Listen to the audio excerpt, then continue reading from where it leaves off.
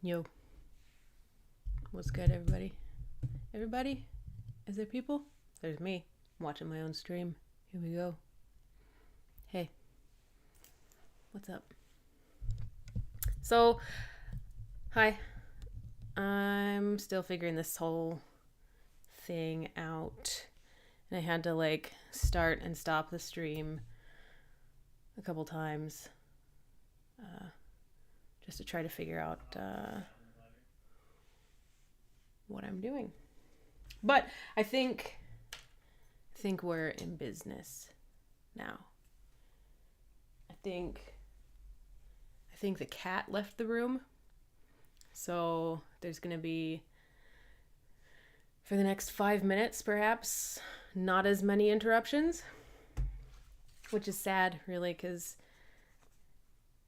I mean, if there aren't interruptions, why would you watch this thing that I'm doing? What is this thing that I'm doing?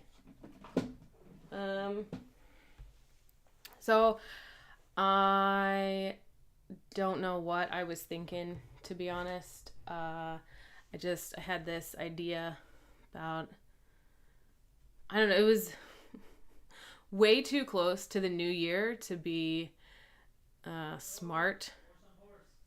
So I had this idea that, hey, there's 52 weeks in a year. There's 52 cards in a deck. I could do a card a week.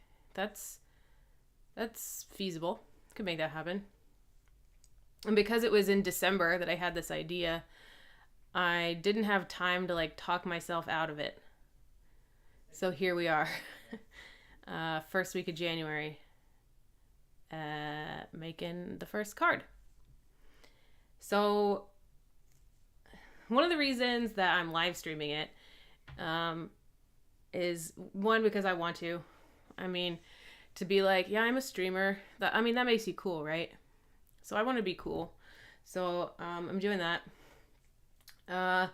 Another reason is that when the deck is finished, and maybe when somebody acquires it in some way, like perhaps purchasing it for money, that would be really cool. While they're learning it, it wouldn't just be like a book to read, they could come and watch and see what the hell was going on inside my brain when I was drawing it. So I don't know. Seems cool. But also, I've lived too comfortably lately. And I felt like, oh, there's the cat. The cat's here. Hi, Finn. I felt that it was time to do something that really terrifies me. And that is making art publicly. I feel like I don't have the skills that the other artists that stream have. So I've never done it. I always look at other people and go, I could never do that. Those people have guts. What do I have?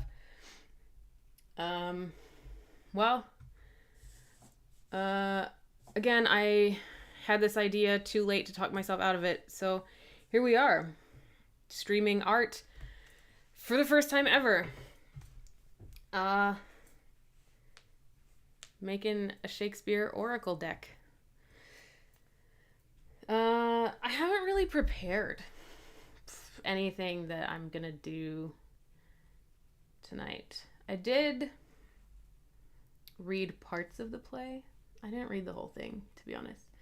I picked Romeo and Juliet because I knew that I wanted something that was that I've done before, so that I could be so I didn't have to necessarily read the whole thing again. I know I wanted to ease into actually doing something with my life. And so I figured if I picked Troilus and Cressida first, which I've never read, I would have then made an excuse to not do the art.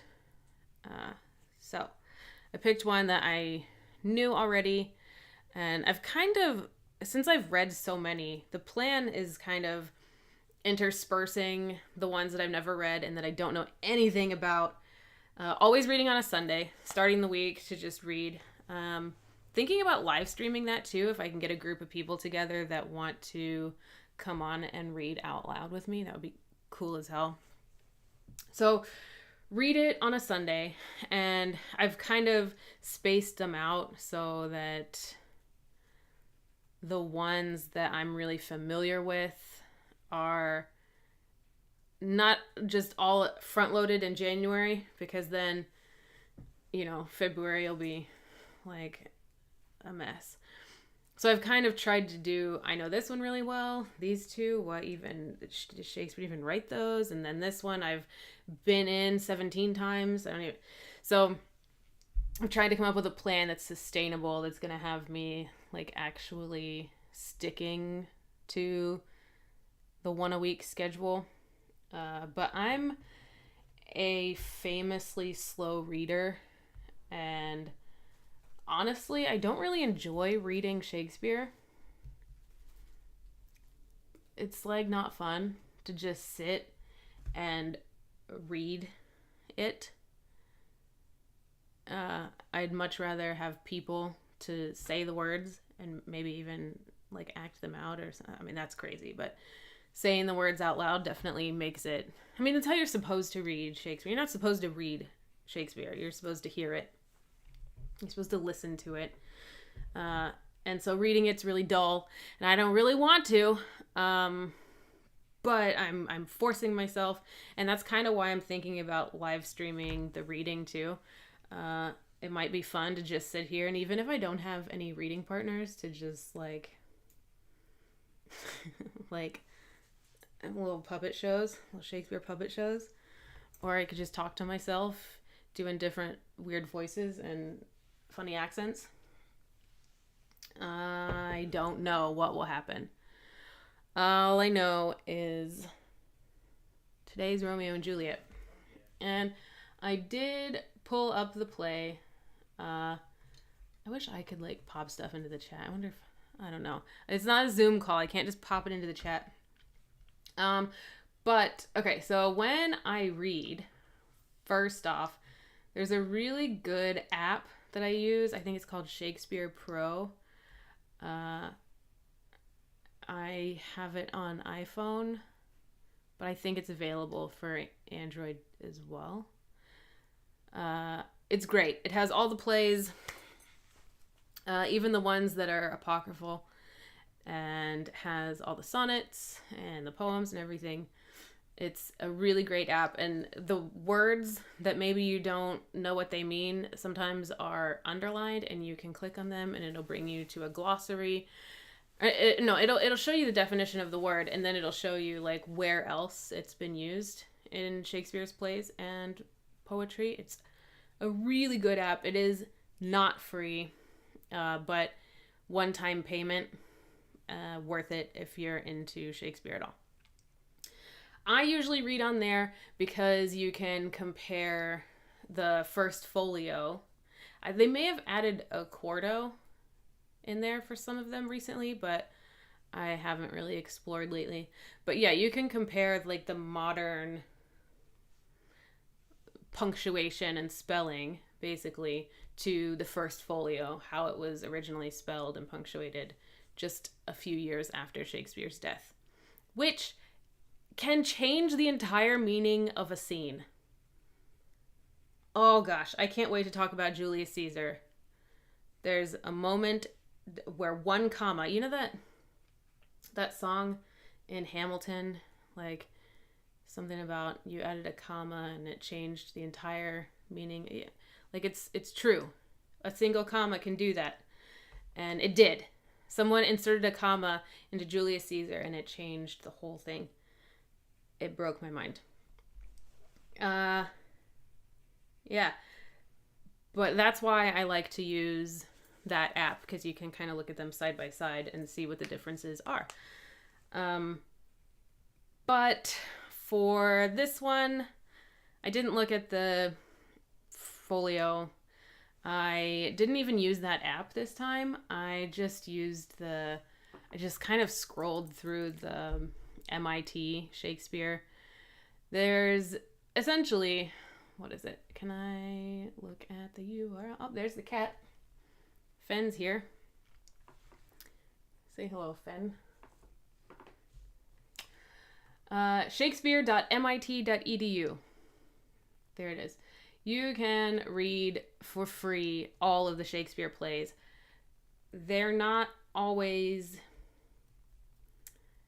quality. Like, you'll find typos and things sometimes, but it's good enough. And it's available online for free. And you don't have to sign into anything. And there's no ads popping up all over the place. So that's great. If I'm having a particular difficulty with like a huge speech, sometimes I'll open up No Fear Shakespeare. But for the most part, I don't really like it necessarily, because No Fear, it's kind of too easy. It kind of takes the sting out of the words a bit. Hi friends. This is Fenn. She's my little monster. I love her. She will probably walk on the iPad, probably chew on it at some point in the stream, because she's a monster.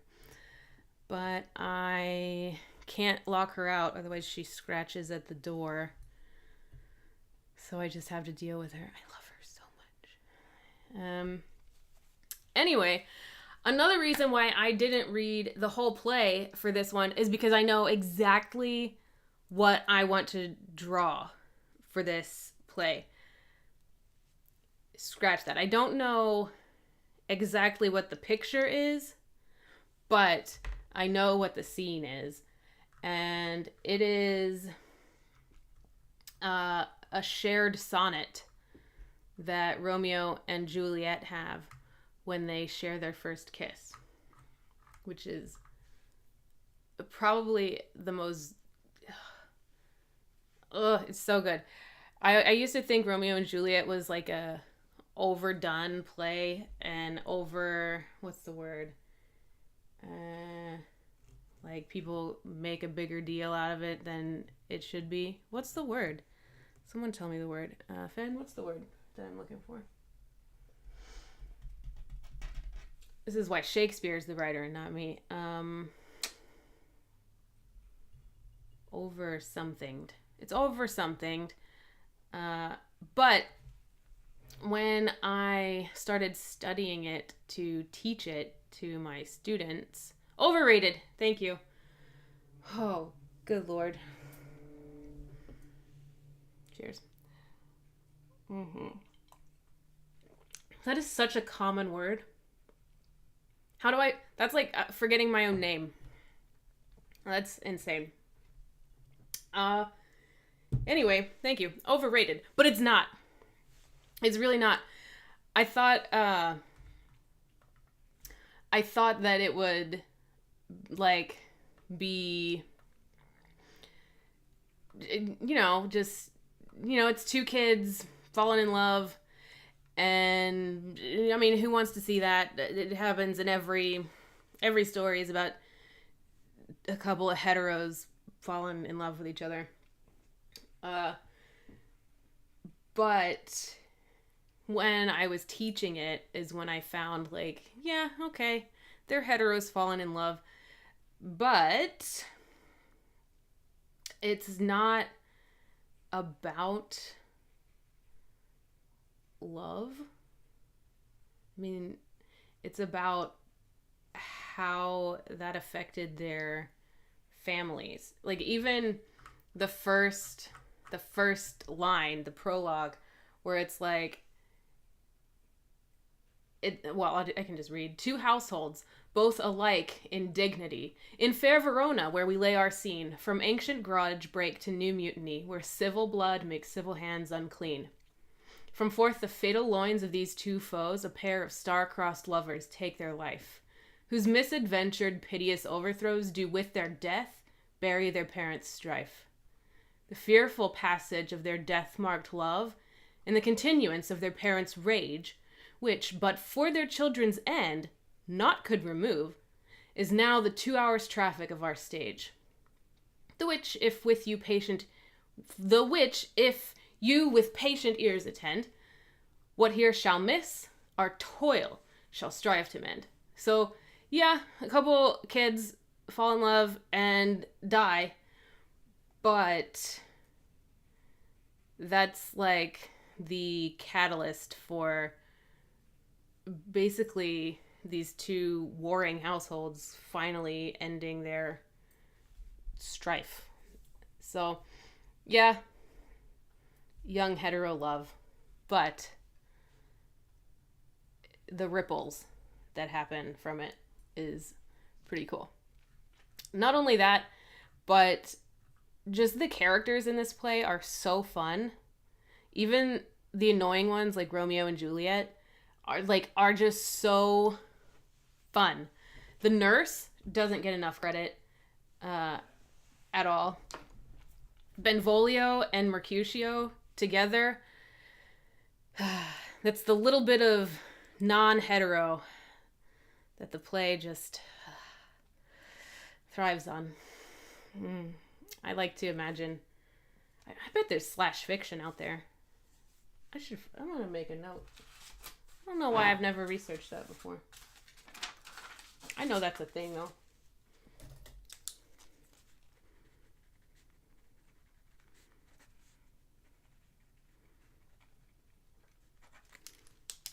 I'm gonna check that out. Any road. The scene that I want to, not that I'm not gonna like turn the scene into an image. That's not what I'm after. I'm reading these plays and thinking about these plays and looking for the scene maybe that stands out as really important or that like hurts me in a special way, or the character that I think is kind of the backbone of the play, or maybe the character that's secretly carrying the play that nobody actually realizes is as cool as they are, like Benvolio. No one cares about Benvolio. He's great. He's a great character. Unfortunately, I don't care about him either today. I found this scene when Romeo and Mercutio and Benvolio sneak into the Capulet party, and they're disguised, and Romeo meets Juliet. He just broke up with his ex Rosalind, and he's like trying to forget about her. He's like 14 also. Maybe. She's 14 for sure. He's young. He's broken up with his girlfriend. He goes and meets Juliet. Neither of them realize who the other is, but it is kind of a love at first sight, even though they don't even like see each other because they're disguised. It's fine. Anyway, it's scene 5, I think act 1, and maybe I'll do voices. I don't know. Here we go. It starts just after Tybalt and Capulet have a moment of what do they say? Go to, you are a saucy boy. I love that. They're talking about something. It's not important. The important thing is Romeo says to Juliet, "If I with my unworthiest hand this holy shrine, the gentle fine is this. If I profane with my unworthiest hand this holy shrine, the gentle fine is this. My lips, fine." It could be sin. This is what I'm saying. Gentle sin. Gentle fine. There are issues I have with MIT. If I profane with my unworthiest hand this holy shrine, the gentle fine or gentle sin is this. My lips Two blushing pilgrims ready stand to smooth that rough touch with a tender kiss. To which Juliet replies, "Good pilgrim, you do wrong your hand too much, which mannerly devotion shows in this. For saints have hands that pilgrims' hands do touch, and palm to palm is holy palmer's kiss."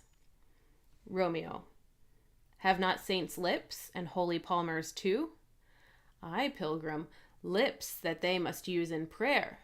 "Oh then, dear saint, let lips do what hands do. They pray, grant thou, lest faith turn to despair." "Saints do not move, though grant for prayer's sake."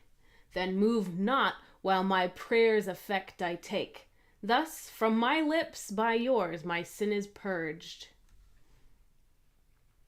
"Then have my lips the sin they have took." Sin from thy lips? Oh, trespass sweetly urged. Give me my sin again. And then they kiss.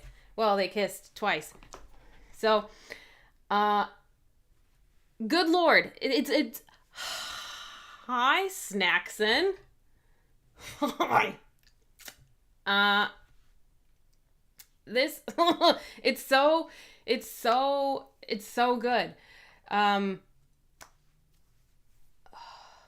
Okay, first off, the thing that initially stood out to me, it actually took me I probably read this play 5 or 6 times before I realized that it's a sonnet and they're just speaking in a shared sonnet. But then once I realized that, it blew the whole thing wide open. And just, I thought about immediately meeting somebody and being on a level with them that you could kind of spontaneously create poetry together. Like, I know it's fiction, but God, even in fiction, it's wonderful. So that is what I'm trying to accomplish with the first card, is connection, basically, and how two people who've never met, I mean, if they're just vibing right away, like, think of what they could do, what can they make, what could happen, you know, if two people connect in such a way that it's fucking poetry. So yeah, I guess I'll draw. I feel like I should probably been drawing the whole time, actually. Oh no, my thing is super frozen. What's going on here? There it is. So, yeah, definitely should have been drawing the whole time. Live and learning. I think I settled on, okay, so I don't know what art style I was gonna do necessarily, because my style is kind of all over the place generally, but I think I decided to go with I really love drawing on gray paper and just using black and white pencil. Like, I love that look. So I think I've settled on that. But, you know, who knows? Who knows? Maybe I will get halfway through. Maybe every card is going to be different. I don't know. I'm not going to question whatever happens. And I think that'll be the key. It's an oracle deck, right? Like, if what I'm drawing is trying to get something out of a person, like, if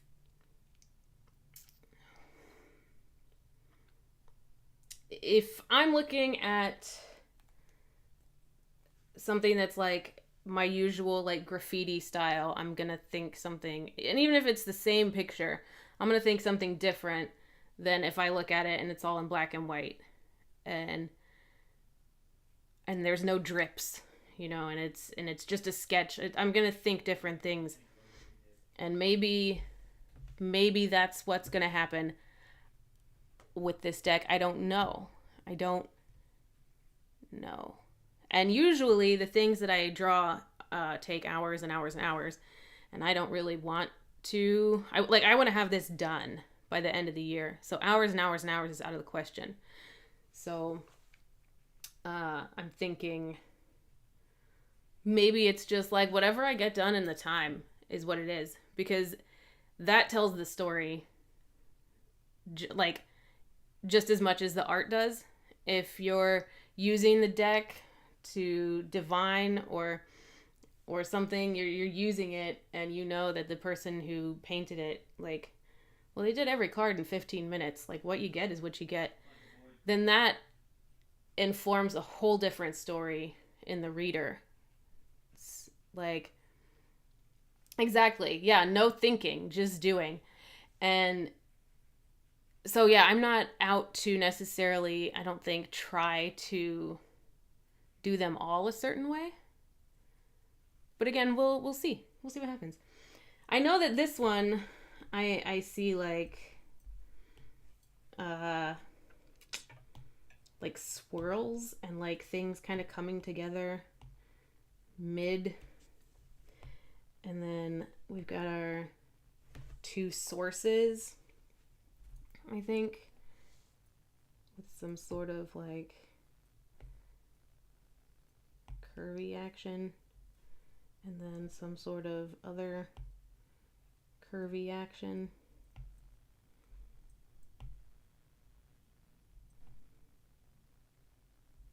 Like so. I think, yeah. So it's a romance, right? It's sad. These people just met.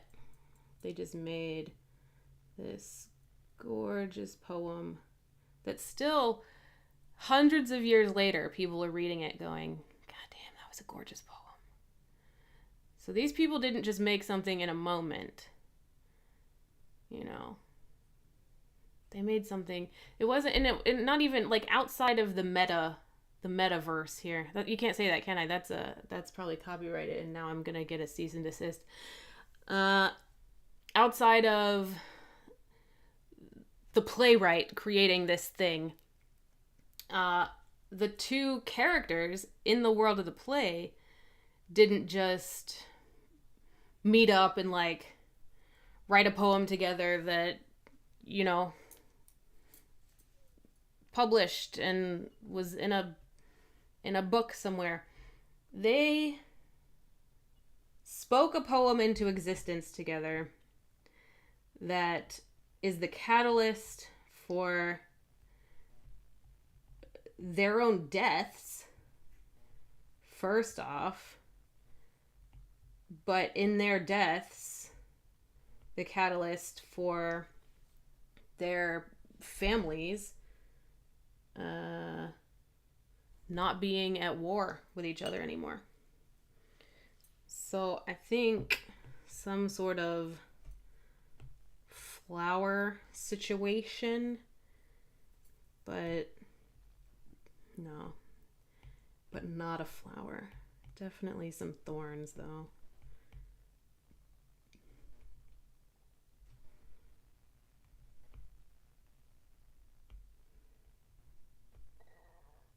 Kind of looks like balls at the bottom of the rose. Should I give it a little donger?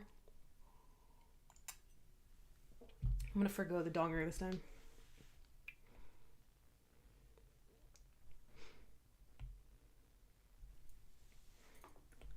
So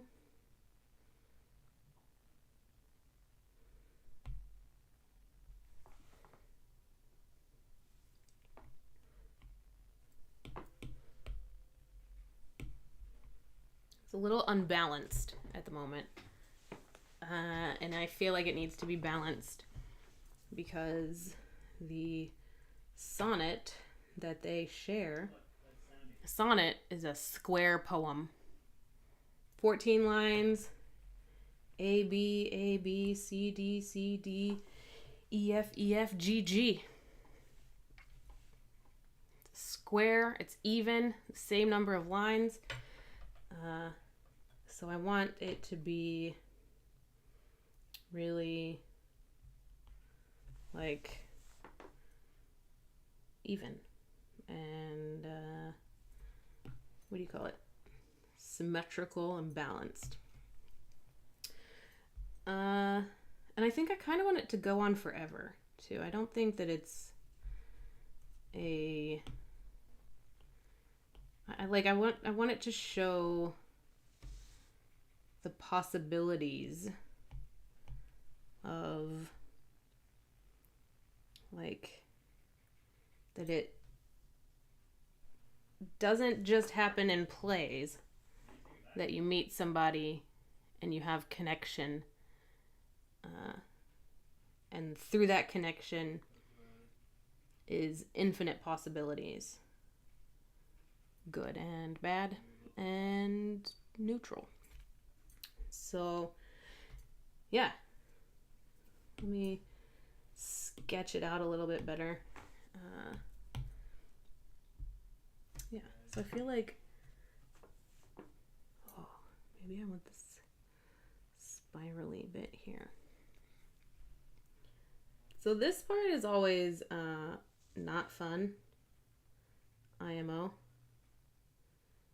Like drawing curves. Feel like you have to have a kind of hand that I don't have, and a kind of patience that I definitely don't have. I'm sure AI could do this much better, actually.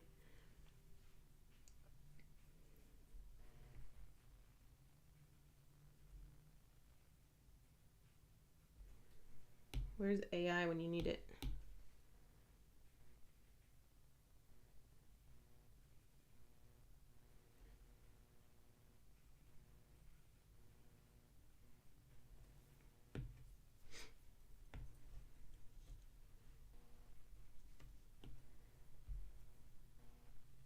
I also feel like there's probably not even AI, but like just like a particular brush, or I like a drawing assist thing. My least favorite part about Romeo and Juliet, probably that kids do it in high school so often.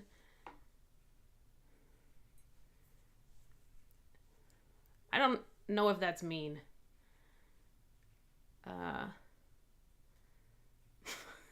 But I think seeing children do it is probably my least favorite thing about it. It's a little mature, and I think that it's not like boo kids. Like I don't like watching kids, like, because it's too real. It's too real because they're kids in the play and they kill themselves.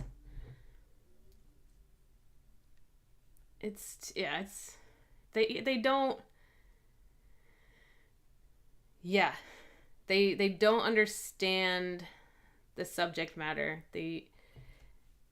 And when I taught it, you can't.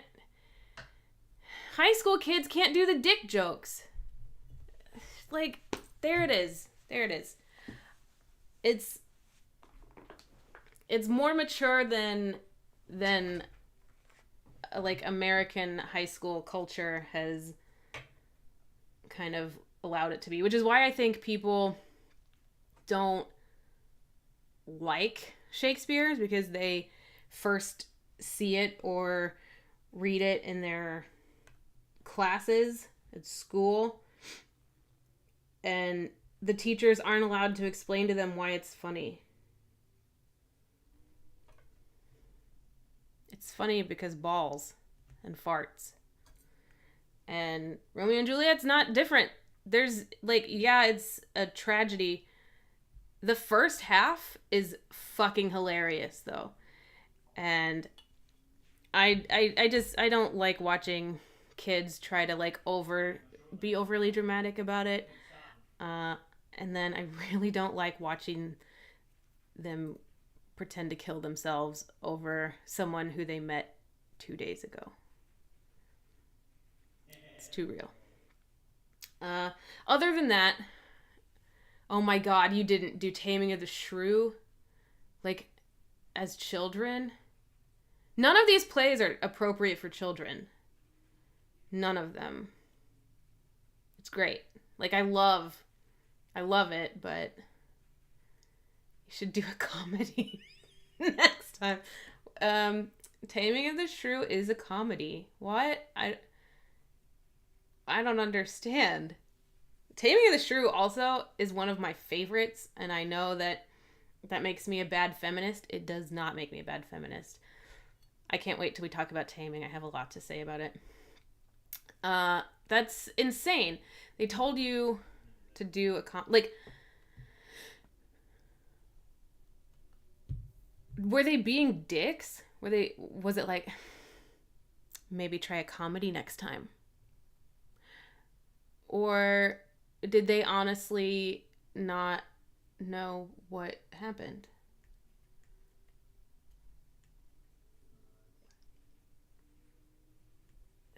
That's incorrect. Try a comedy next time.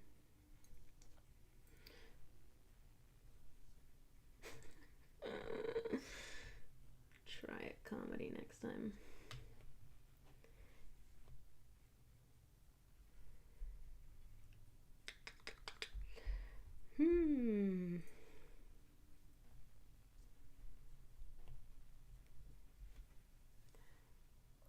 Oh, yeah, Shakespeare. That's... I hate that so much. Like, Shakespeare is supposed to be something so serious. And, I mean, it is. There's definitely serious themes to it. Like, adolescents harming themselves over love they don't understand. Love. But, I mean, it's a play, y'all. And it's 400 years old. So, like, calm down. Did such a good job. And it was so funny. You should really talk. Are you serious? I feel like that judge must have been just having you on. Like, there's no way that... I mean, there was a theater competition, right? I feel like that's impossible for a theater artist in a position to judge other theater artists to say that.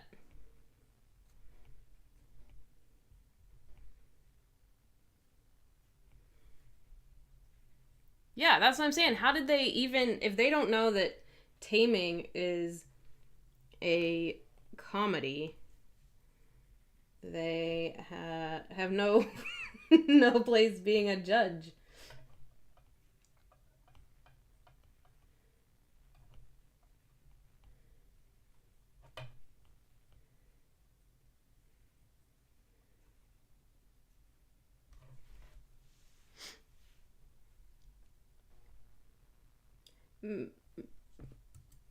Matthew, I feel like you've probably judged a competition or two.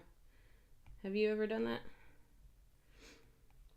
I feel like it's actually something that you would do. Right, that's what I'm thinking. Like, were they thinking that it's not a comedy because of the intense adult themes, like holding women against their will, grooming, forced marriage? But yeah, I wouldn't have gone back to that either. Wicked hash. Wicked Hosh. But that's what I'm saying. I could see you being like, that Midsummer was real good. Maybe try a comedy next time though. And then just those kids going home and quitting theater.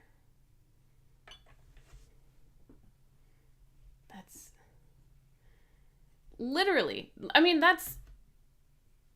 I wonder if you could argue that Romeo and Juliet is almost a dark comedy, because the first half of it is hilarious.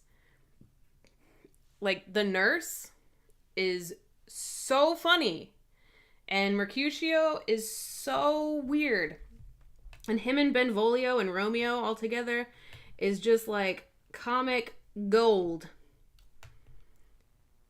But then once Mercutio dies, basically, oh, spoilers, lots of people die in this one.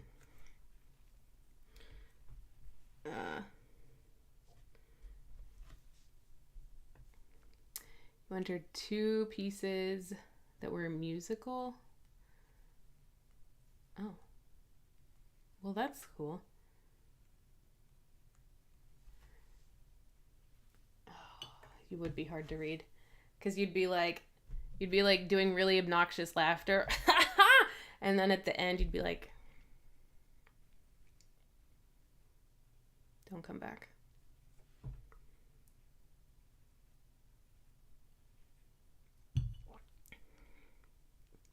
I just realized I've been drawing on the wrong layer this whole time. I'm just going to keep it. Keeping it.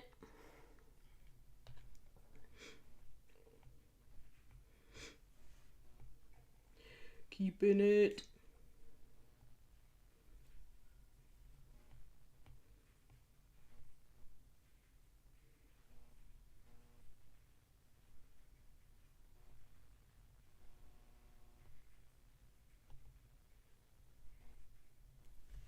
I might just keep all these stupid little tick marks too. Who knows? I cleared it and then someone put it on. Don't back it, baby. Alright, stop touching me. I've got poison ivy.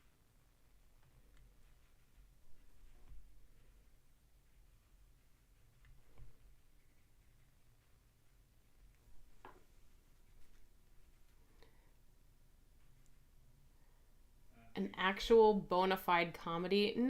Pyramus and Thisbe, because like they'd be kissing each other through their holes and stuff. Yeah, I mean, I don't know. It's a fun challenge. What would I do? I don't know if there's merit to just doing it so seriously that, like Borat. Like, it's so serious that you don't know if it's real.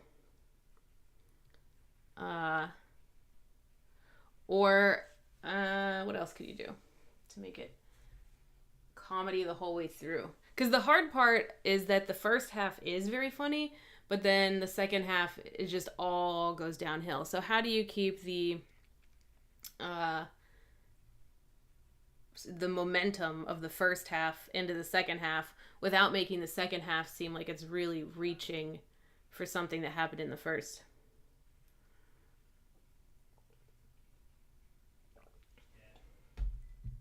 Pyramus and Thisbe is about characters playing the characters, not the characters in the play. That is true. How could you do that in Romeo and Juliet? You could have doubling. You could do a lot of doubling. Like maybe Juliet is played by Romeo's right hand. Or Mercutio also plays Juliet. And then it's like, oh God, now I have to get up. I go from this like kind of butch dick joke guy to like, oh, now I have to be the lady again. So maybe with some creative doubling, You could make the whole thing funny and kind of match the Pyramus and Thisbe kind of style, maybe.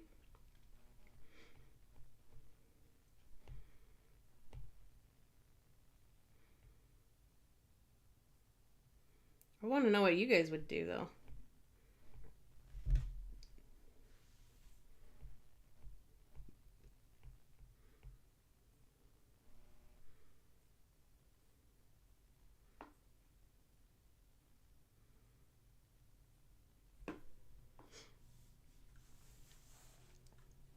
Yeah. Yeah. I've always wanted to do Macbeth as a comedy, actually. I always thought that would be like the funniest of all the plays that aren't supposed to be a comedy, but done as a comedy.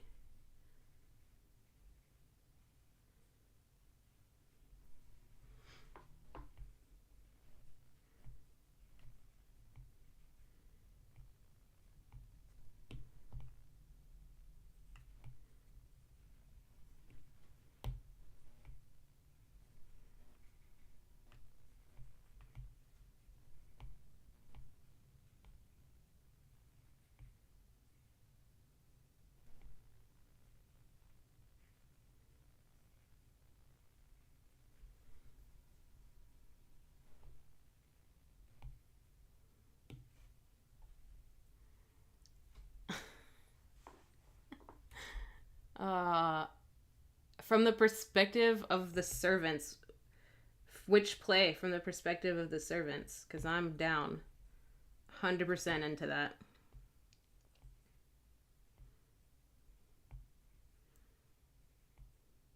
That's why I really like Rosencrantz and Guildenstern are dead.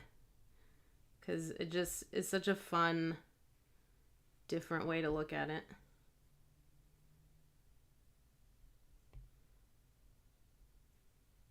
What was it?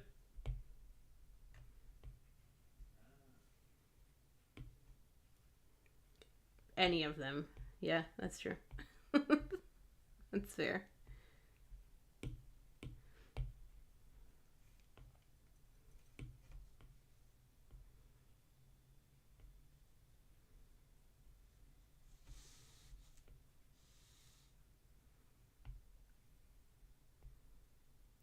Okay, I feel like I'm really close to having kind of the main idea sketched out.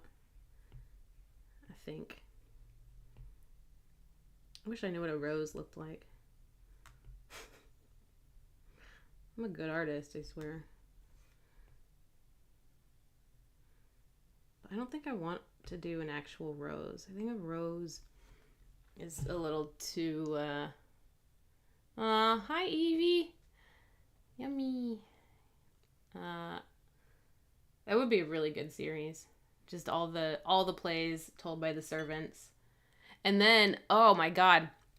What if it was like at a servants convention where like all the household staff from all these plays just get together, either like a support group or like an actual like professional convention where they're learning like the new and trendy ways to serve tea to your lords and ladies.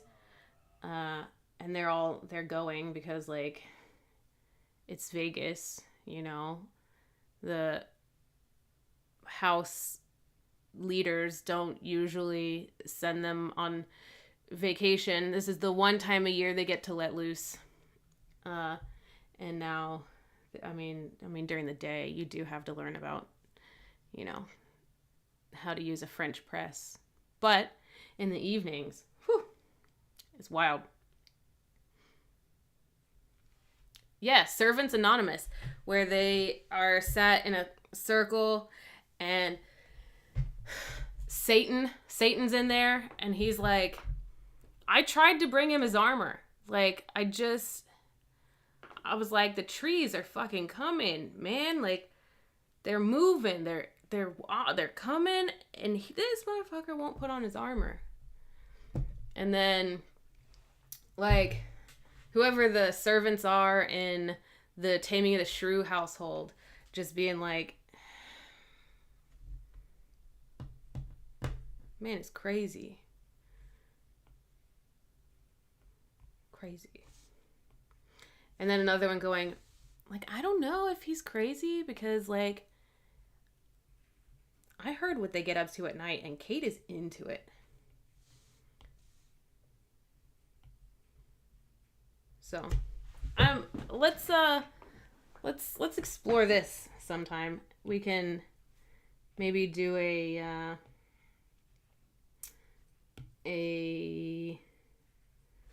little radio play situation.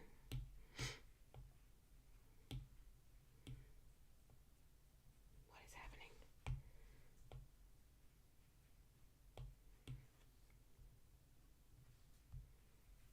Why? Why?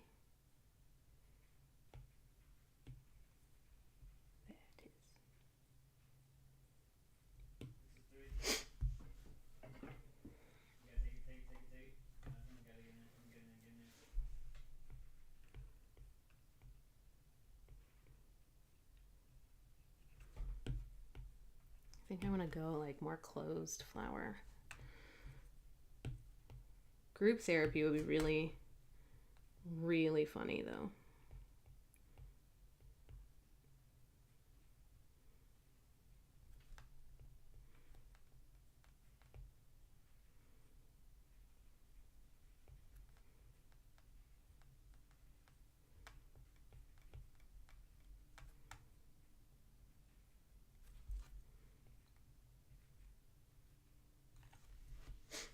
Okay, it's trippy as hell now. All right, have fun. Bye, Snackson.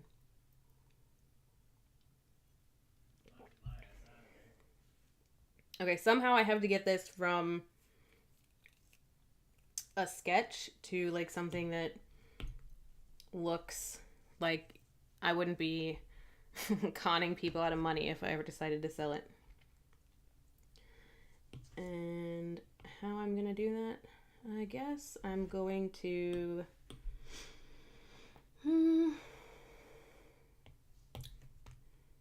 I think I'll use the harder pencil. So drawing on iPad is, you'd think, because it's like a pencil and it's like relatively like kind of, I mean, it's the same mechanics, but it's not. There's a difference in the friction from the pencil to the iPad that makes, for me, drawing on the iPad so much more difficult than drawing on paper. And I've been like kind of strictly digital now for I don't know, 4 years, 3 or 4 years. It's a long time. I've hardly done anything on paper, and I still have trouble actually drawing on the iPad. Usually, if I have a sketch, I will sketch it on paper and then like take a picture and then trace it into the iPad. But I didn't feel like I didn't want to do that necessarily. I didn't want to come in with like too much work already done. But maybe I will next time. I don't know, because I feel like I'm just... It's now been an hour, you know, and I have accomplished very little. Except talking with people. Friends are cool. I like talking to friends. Nay, I don't want to use the pencil. I want something thick. I want thicker lines. I think maybe inking. Maybe is it Pen Studio? And then I'm gonna turn the stabilization all the way up. Whew. We did do some quality brainstorming. Don't know what we're gonna do with those ideas necessarily.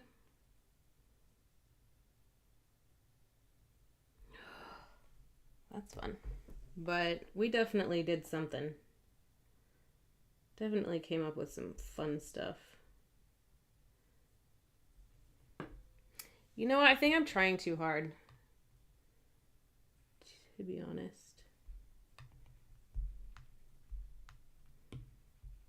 Like, this is why I've been always hesitant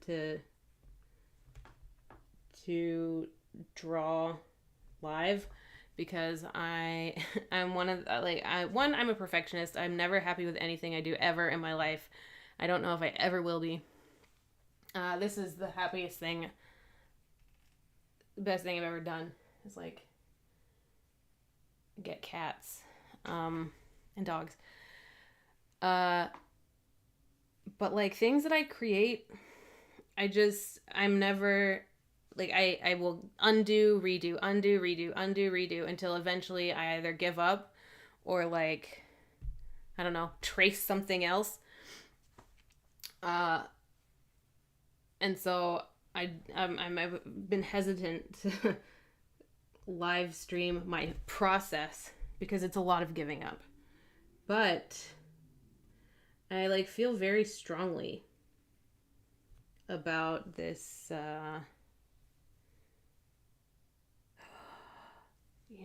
I feel very strongly about the idea and about what it could be, that I guess I decided that it's worth not giving up, I guess.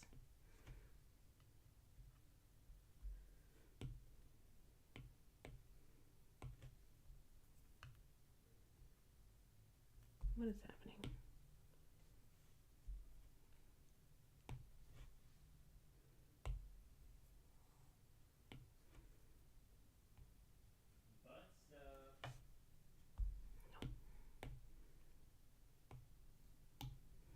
Just trying different things that don't work.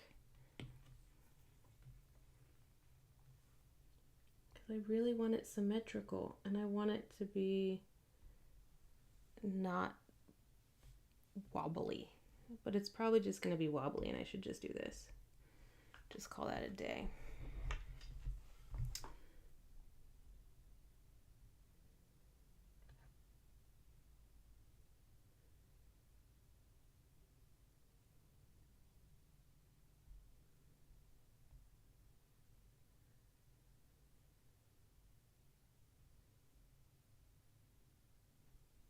Yeah, see it?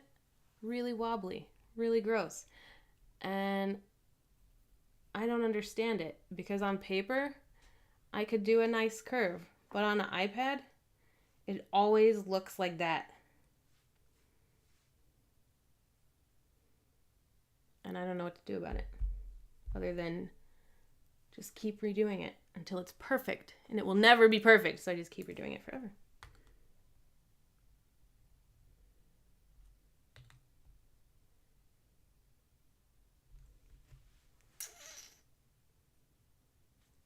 No.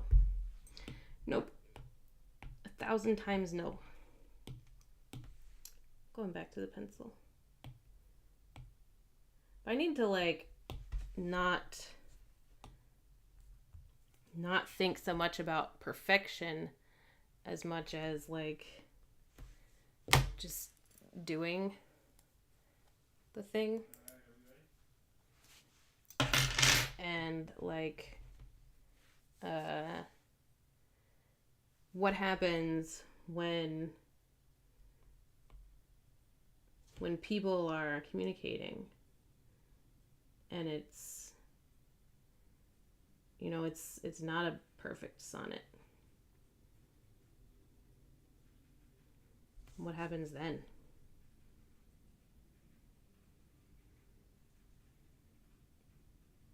So maybe the imperfections are not just part of it, but vital to the message. Because actually, coming back to Romeo and Juliet, there is this beautiful moment of communication and connection, but there's also the really tragic moment where the message doesn't get passed on that Juliet isn't dead.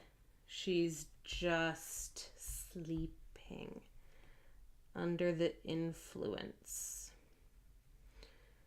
So basically, there was a letter that was supposed to have been sent to Romeo in exile that said, we've made this plan and we're going to put Juliet to sleep and it's going to look like she's dead. Don't worry, she's not dead. You guys can meet up after. But I think there's a plague in one of the towns and they're not letting messengers through. Like, the town is shut down because of the plague. So the message never arrives to Romeo. And he never finds out that Juliet was faking her death to escape the arranged marriage. A gross miscommunication. A miscommunication and a missed communication. And actually, maybe if we're talking about communication in this card and connection, maybe the imperfections are something I should not just endure, but embrace.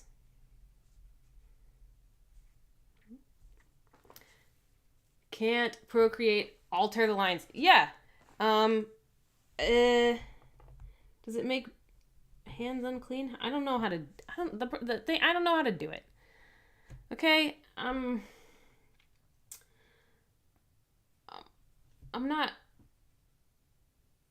not good at this.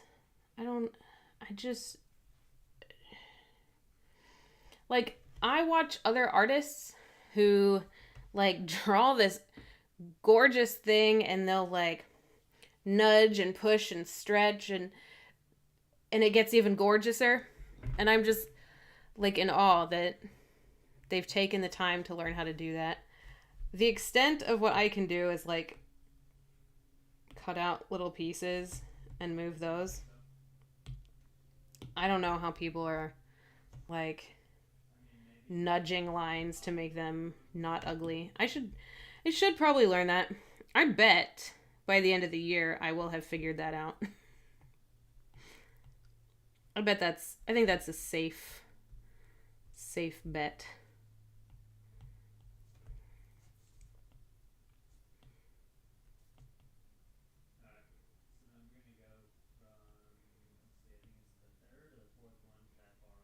And actually, that's a good reason to keep going, because,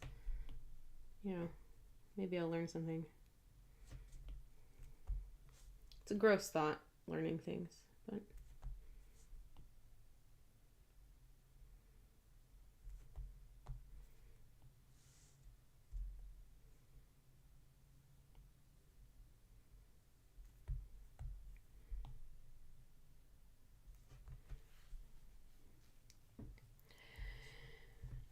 Yeah, I think I was so focused on like what I wanted to do that I almost missed an opportunity to tell multiple stories at the same time by like focusing so hard on this thing that I think is so gorgeous, the sonnet. Like I'm missing out on some real shit. So I think I might even alter the design a little. I don't know. We'll see when I get to the other side.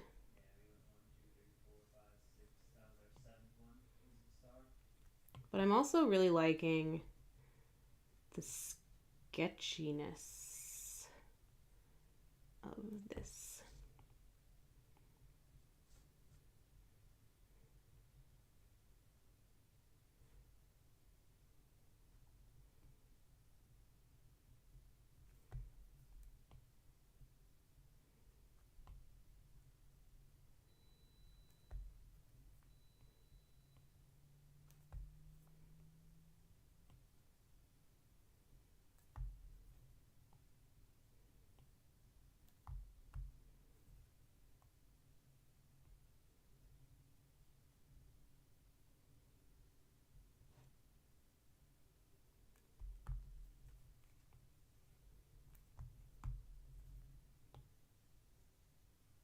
Is anybody getting seasick watching all this flipping around?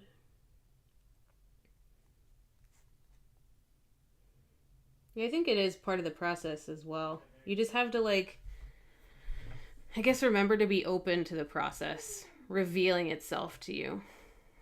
I guess that's kind of life. To go in with expectations and then have them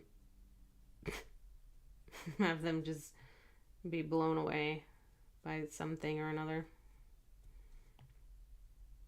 Which is maybe why I try to be so, like, perfectionist in art, because I can, versus life is like, whatever the fuck happens is whatever the fuck happens. But also, why should I? Why does it have to be perfect? Why can't art literally imitate life? Tell me that, Obama.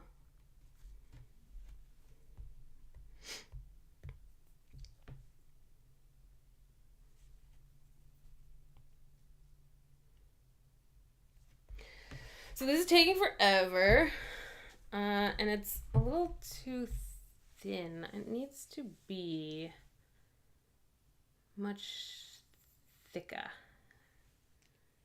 I think.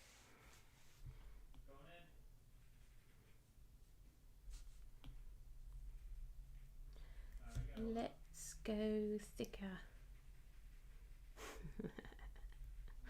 Thicker.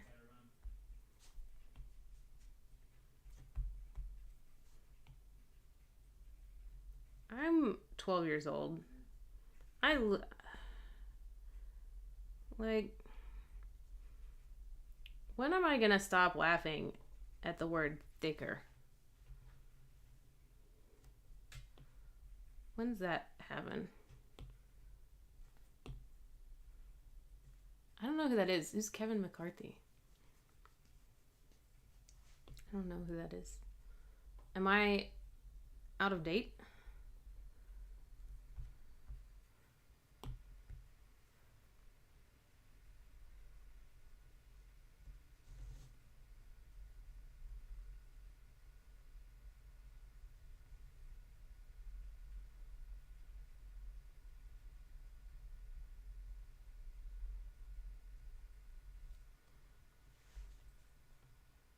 Oh, yeah, it's that guy.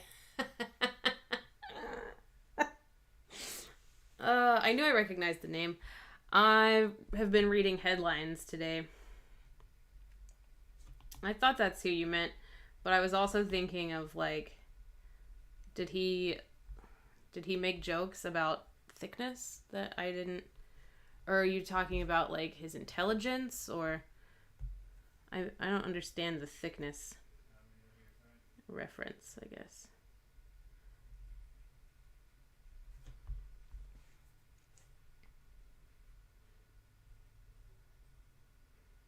Maybe I should read more than the headlines. 12 votes. Oof. That's a lot of good votes. You know what I could do?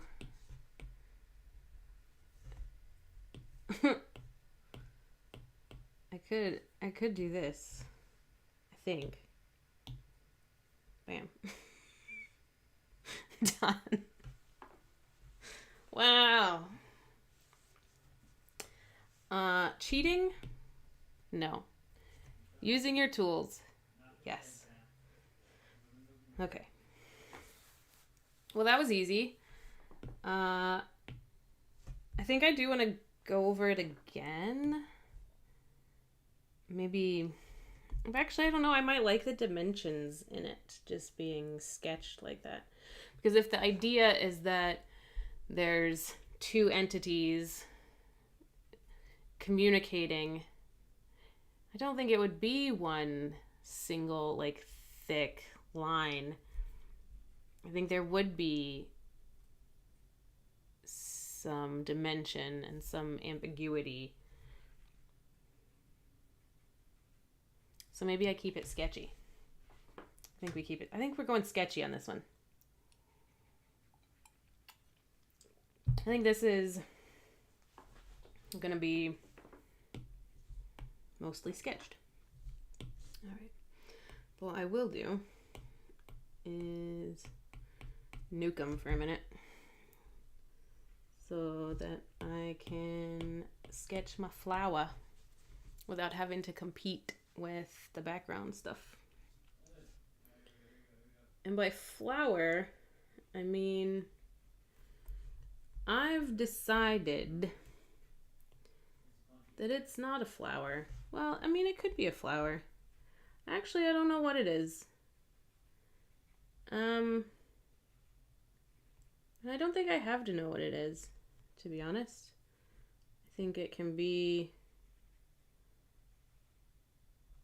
whatever the reader wants it to be.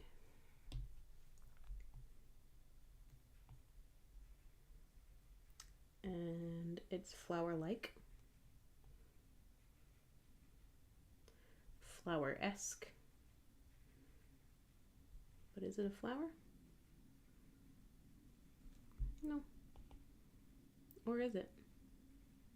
That's not for me to decide.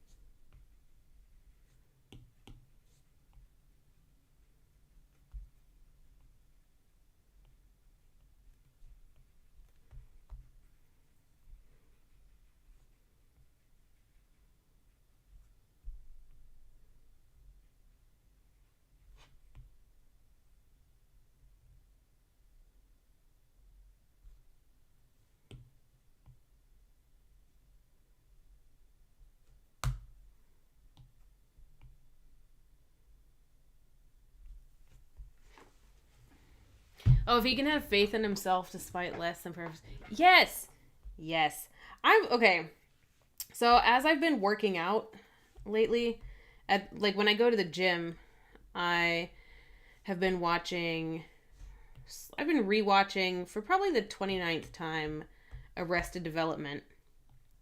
And I used to think that Tobias Funke, the character Tobias, who has a medical degree and was like a licensed practitioner for years and years, and then he decided that he was going to be an actor.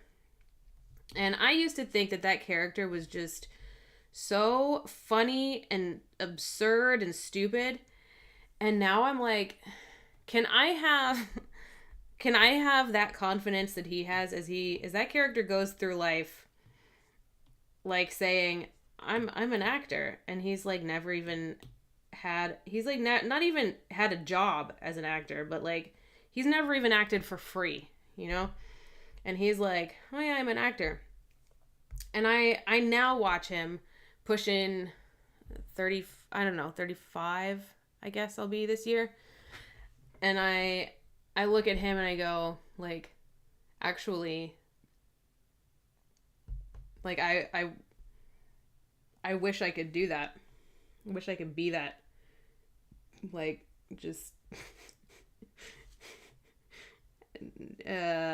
unearnedly confident. How do we get to that point as people?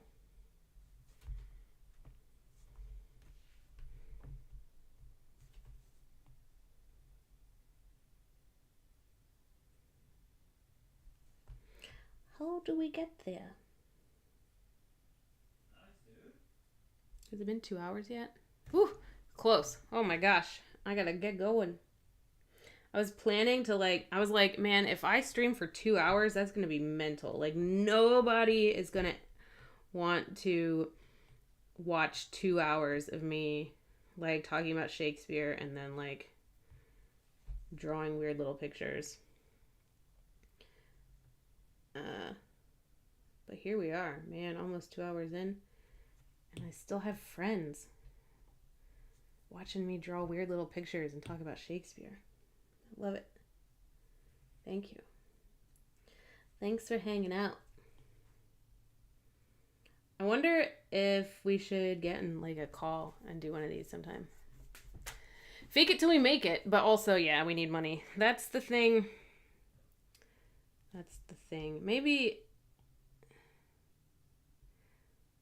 because like I do tell people I'm an actor, even though I, in my whole life, have probably made, I don't know, $5,000 as an actor total.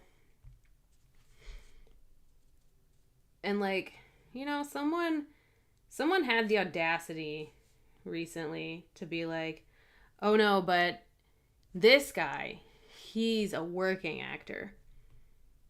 And I'm like, so am I. I work. But then it like kind of crushed me. Like, even though the answer, the response in my head was, I work. I've made money. And also, it doesn't matter if you're making money. If you're an actor, you're an actor. If you're a painter, you're a painter. Are you making money as a painter? Like, who cares? No one asks, like, oh, how much money have you made as a painter? Oh, yeah, I play guitar. Oh, how much money have you made playing guitar? Like, nobody does that except for, like, with actors. But still, so, like, I had that thought of, like, you bitch. But then also like went home and felt really bad about it, about not being a real actor, because, you know, I don't make as much money at it as other people do. It's messed up.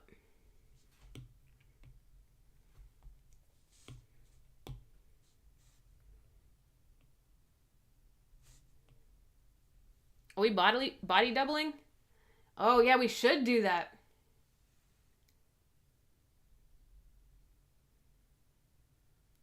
How much money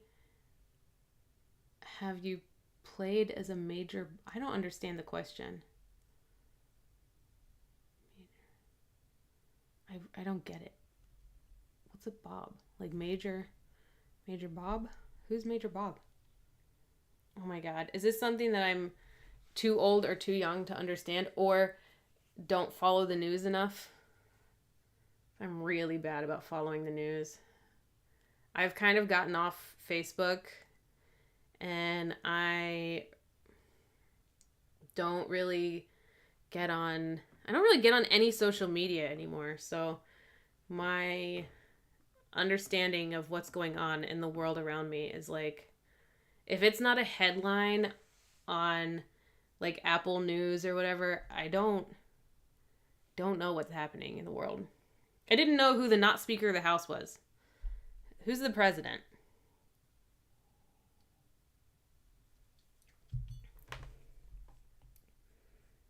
What even country am I living in?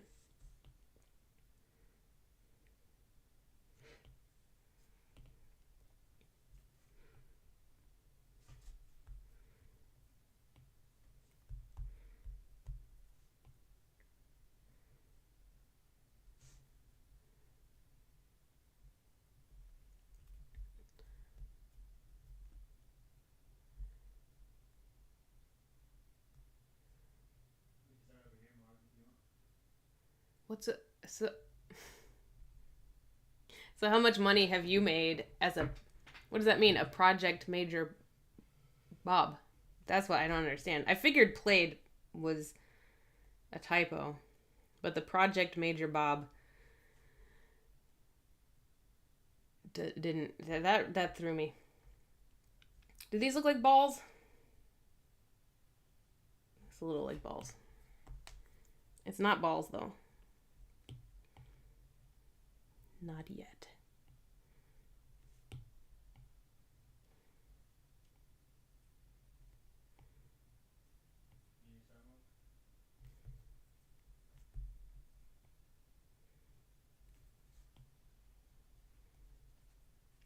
But yeah, re-body doubling, that would be amazing.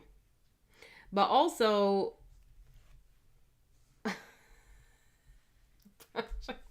but that's the thing. He'd be like, as a project major Bob, I make $100,000 a year, and I would just have to be like,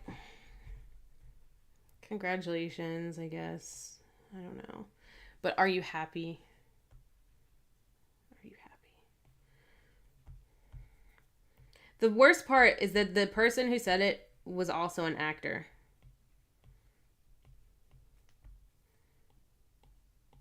And like should have known better.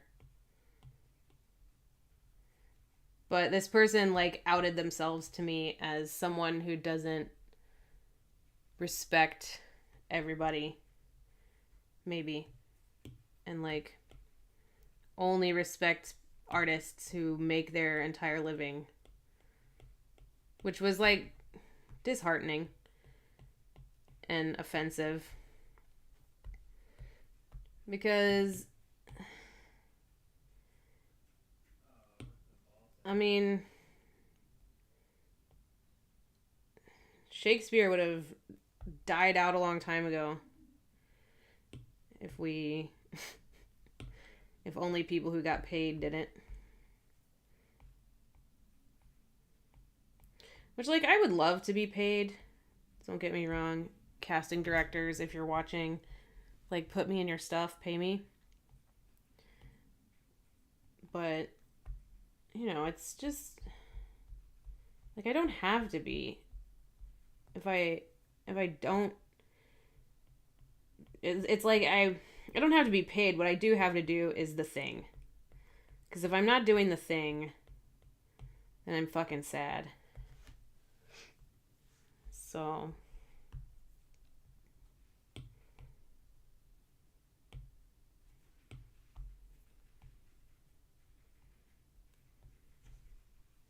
artists really are the worst. It's like we can be like really empathetic, but at the same time, a lot of us, I think, have brains that are wired in such a way that we don't always think about how the things that we say affect other people. And I think that's what happened here. Like, I don't think this person was malicious when they said that. I think they just have a bias that they didn't realize would affect other people.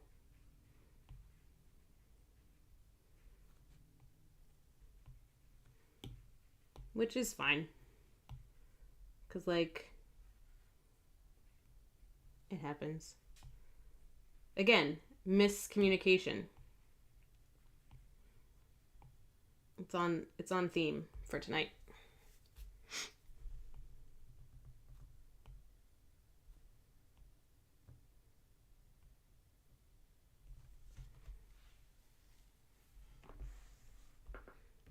All right, here's my weird ass flower and my words in the back. This flower needs some dimension,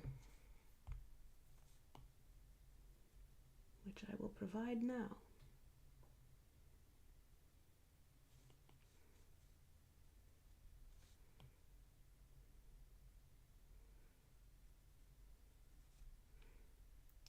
So yeah, I'm just, because I'm using a gray background, I think I can just kind of color the whole thing in, kind of just vaguely graphited black. And then add in white highlights to add the dimension rather than trying to like try really hard to make something look really three-dimensional or well lit.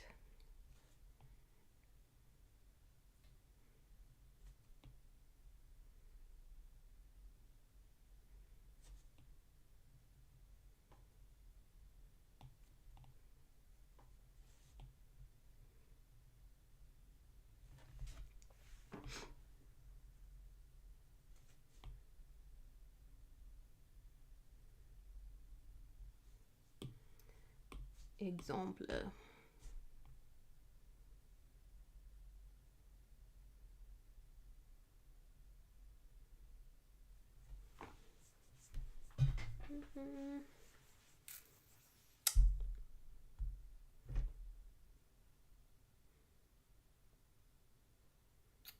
You know what? I had a thought. I think we're gonna go for like a harsher light on one side, actually.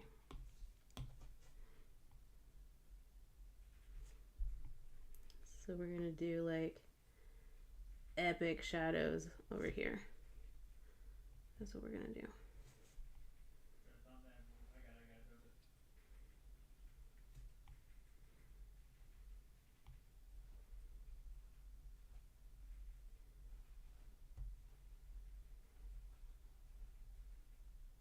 Oh, I was gonna say that body doubling is something that we should totally do. I love body doubling. But also, we have so many projects that we need to just actually work on together that body doubling should be more like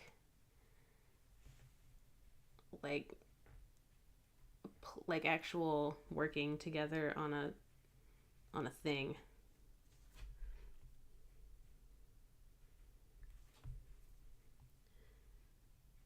Sometimes, anyway.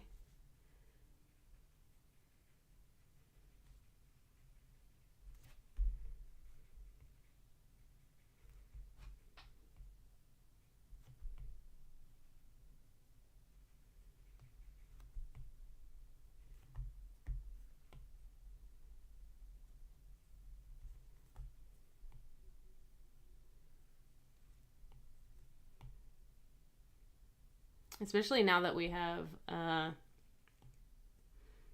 we just made this brilliant series about the Shakespearean servants.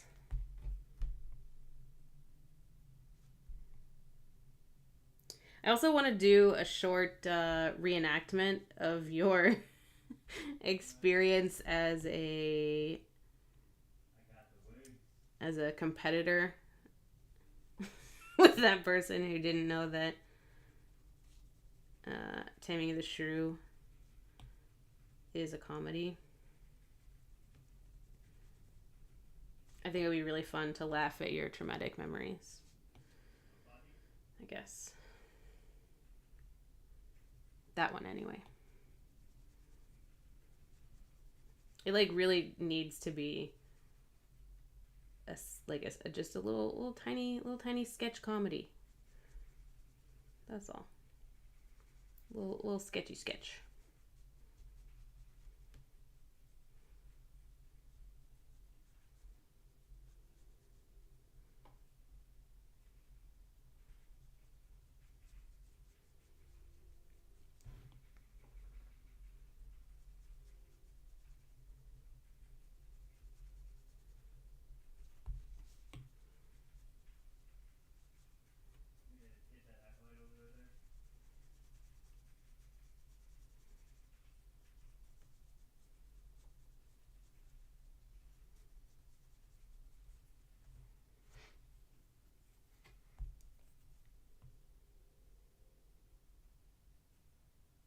So I'm hesitant to say, but I'm actually liking what's going on right now.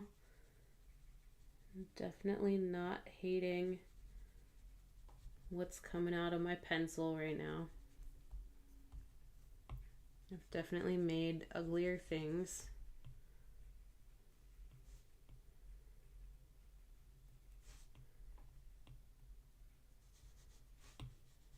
Which is the best you can hope for, I guess, as an artist. But can I call myself an artist? I haven't made enough money. Oh my god, it's steampunk all over again. Okay, but how many likes do you have on Facebook? You can't call yourself steampunk if you don't have as many likes as I have. What an ass.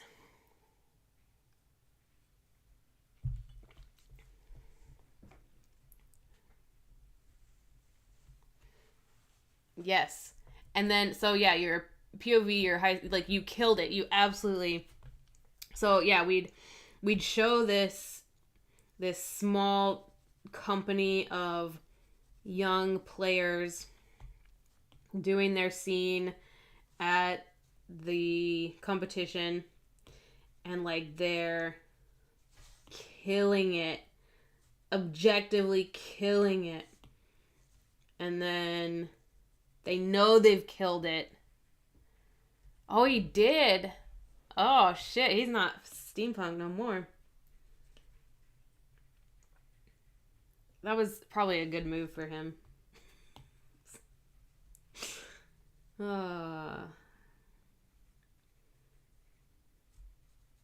Some people love sharing their opinions a lot. This person was one of them. What am I looking for? I'm looking for sketching. This is what I want. So this is one of the things that I love about working digitally, is that your erasers can take the shape of your pencil, and where I like overdid it and like just went too deep with the shading, I can just erase it with an eraser that looks like the pencil, so it looks like I just whipped that out with no planning or forethought. I did not do that.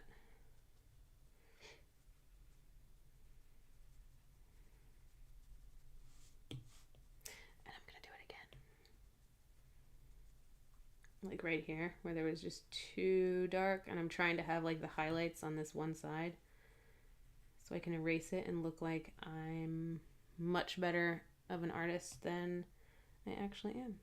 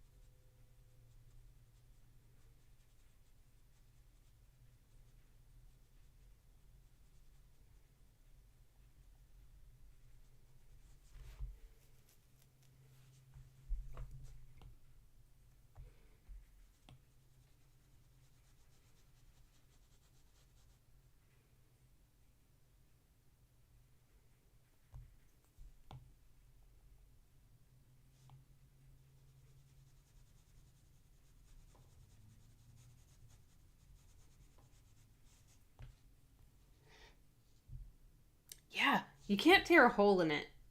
Man, I really miss that about paper.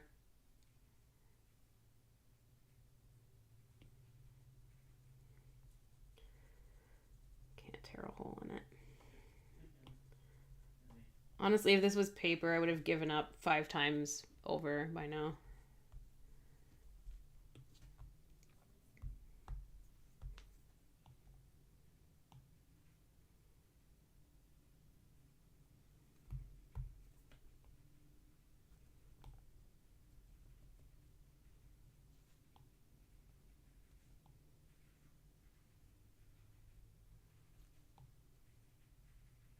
I always get really nice paper that you can't tear holes in, and then I'm always afraid to use it because like I spent so much money on this paper, and like because I'm such a perfectionist, it won't be right. I'm never going to get it right. So I have a whole lot of like really nice paper and canvases and like art boards and stuff that I'll probably never use because I'm afraid to mess them up. But I think that's a pretty generic artist problem. I'm pretty sure I've heard that other people have similar experiences.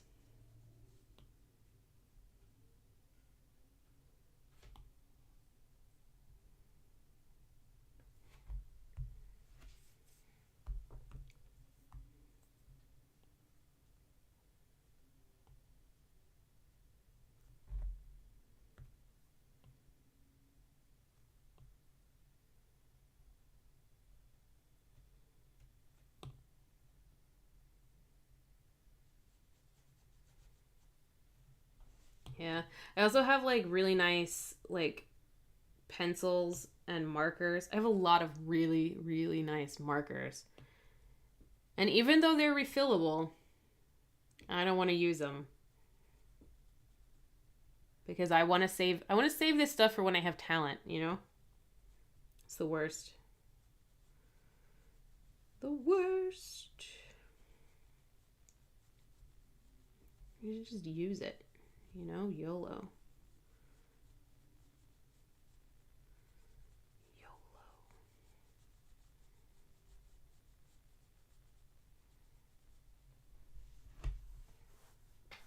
Yeah, the right project. The right project for sure. And then there's some that I know, like this is the right project, but I don't actually have the skills yet to do this project. So I just never do it. Rather than like go and learn the skill and then practice until I have the confidence to do it. I'm like one of those I don't know if this is like an artist type, but I don't do something more than once. Usually, I know that most artists will do a thumbnail, then they'll do a sketch, then they'll do a mock-up, and then they'll do something in between that, and then they'll do the final painting. And I'm like, I'm bored after the sketch, to be honest. I don't have that. I don't have that. And I don't know if that means that I'm like not cut out to be a professional artist. I don't know what that means. I don't know what that says about my character, about my style. But I really don't like practicing things. Right? The fabric is like the worst. Cuz like that for costuming, I have done mock-ups before because in my theater major, like we had to, it was literally part of the grade. You have to do the mock-up and then the costume. But no, I have a load of fabric that I'll never know. I'll never know if it's ADHD because I can't get myself to a doctor. I just can't be bothered to go. I feel like yeah, I'll never know. It's fine. Can't be bothered to go and then like can never remember that like, oh yeah, I wanted to find out if I have ADHD. It'll just be like in the middle of the night. I'll be like, oh shit, yeah, I wanted to find out if I have that. And then like weeks go by, I wonder like why I'm not doing anything useful at all with my life. And then I go, oh yeah, because I probably have ADHD and I should get on drugs. I should make an appointment. And then, but you know, I'd have to find a doctor that I like. I'd have to like schedule the appointment. I'd have to make a phone call. So I'm out. And then more time goes by and then I wonder why I'm acting and feeling like a piece of trash. And then I go, oh yeah, it's probably because I probably have ADHD and I need to be medicated. And then, oh shit, yeah, I was going to check on that 3 months ago. And then this is like this is my whole life. Just like, oh yeah, I should probably check to see if I have this like debilitating attention impulse control problem. And I'll never know because I'll just never know. But like guaranteed I do. My brother has it. Pretty sure my mother has it. My dad is a whole different kind of person. But yeah, that shit runs in families and they all have it. So I'm like 100%. But I can't be bothered to find a doctor. And then I found out that the test for it is like a whole day. And I'm like, who has the time to take a whole day and do anything, let alone like be tested for this thing? Like, it just sounds, one, really disruptive to my day, and two, really freaking boring. So I haven't done it yet. Maybe I will this year. Maybe 2023 is my year. Also, maybe it's not. Who knows?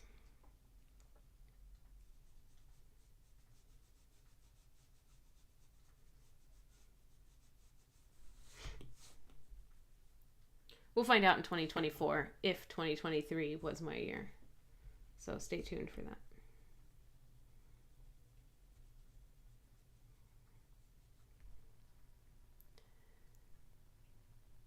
Yeah, I don't have a doctor, though. I had one in Knoxville. I would go to the VA. But I asked the VA for a mental health referral 4 years ago, and they've never called me. Like, I straight up told them I was depressed and needed to talk to a therapist. And they were like, yeah, let's put in a referral. And they never, I don't know if they put in the referral or if I'm on a wait list somewhere. I don't know. But I never heard from them again. They also one time saw something weird on a ECG, and they were like,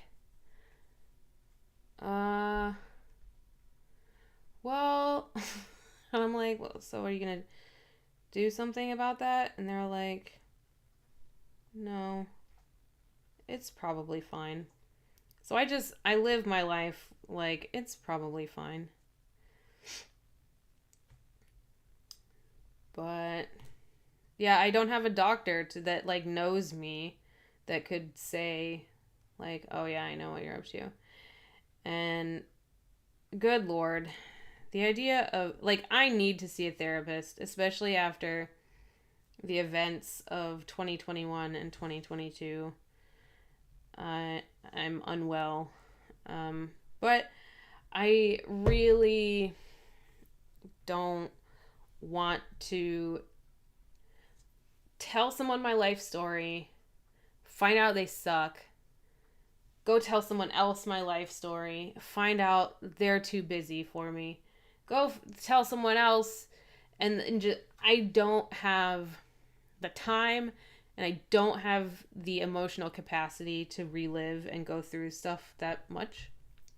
So I'm probably just gonna suffer. Just suffer.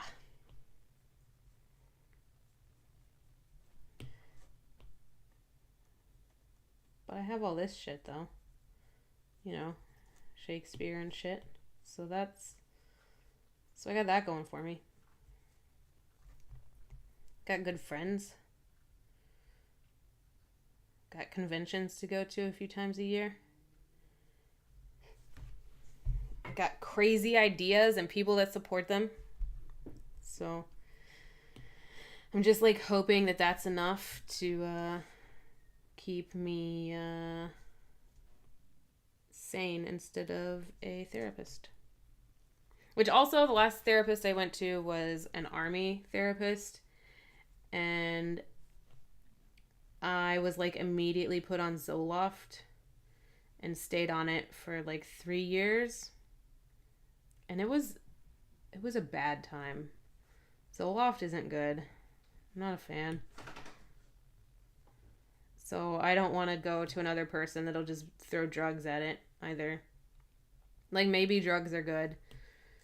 I mean, they probably are. They definitely do something. But I felt terrible on them. So I would like to explore other things. And I don't know if I trust doctors. to use their big brains to approach problems in different ways. Because also, doctors found a like giant tumor inside me and then didn't tell me about it until it was about to take over my life. So like, yeah, I don't trust. I don't trust them. I don't have time for referrals, and we've never even really used our insurance, so I don't even know like what doctors we would go to. Like, we'd have to get on a wait list for general practitioners, and then yeah, it's just a lot of work to like, for them to be like, yep, after this 17-hour test you do in fact have a weird brain, and we can give you drugs about it. And I'd be like, cool, I'll try them. And then they'd make me feel weird, and then I would stop them. So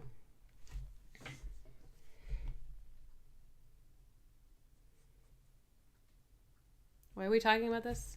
I don't know why we're talking about this. We're drawing.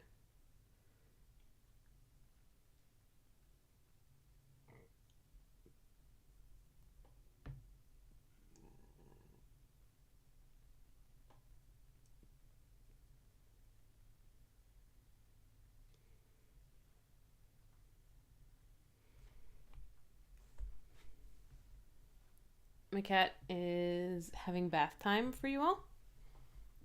Please enjoy cat bath. Yeah, I really did. We're talking about Shakespeare. Talking about communication and how sometimes it's not good, and yet other times you're vibing with someone, you can make some really beautiful magic. It makes me wonder who Shakespeare bounced his ideas off of. Because there's no way that he just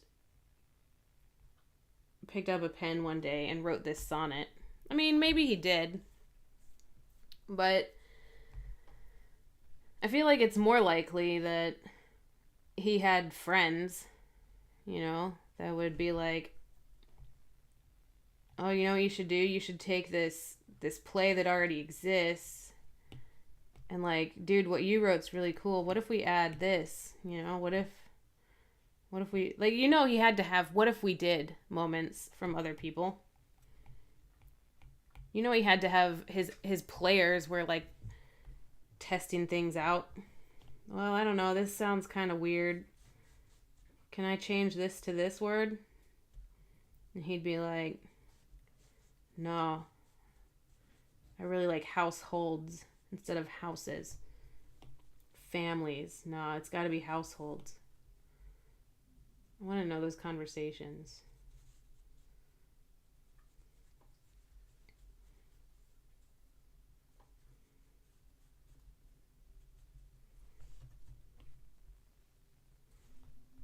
I also want to know if he felt like I can't take your advice because then it's not my play. Like, why people don't let other people edit their books. I can't have it edited because then it's not my story anymore. But you can. But you can.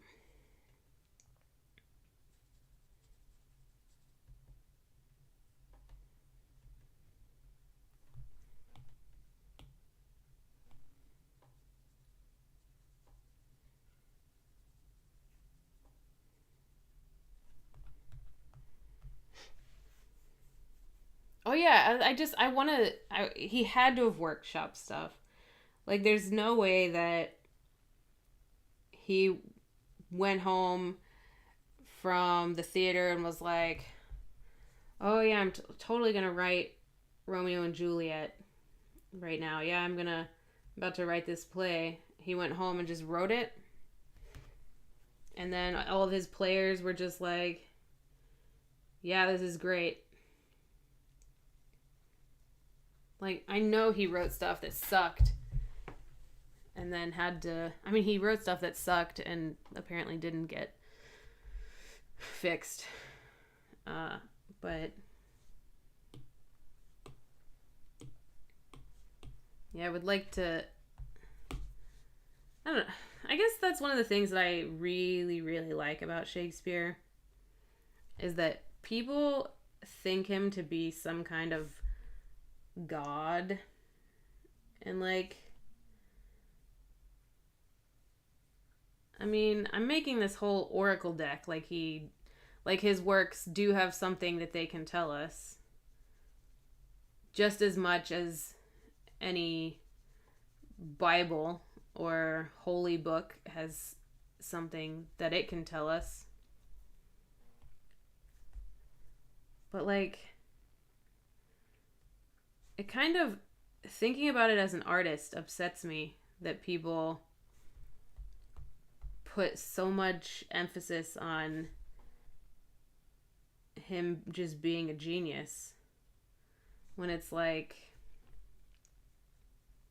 we don't know what went into his being a genius.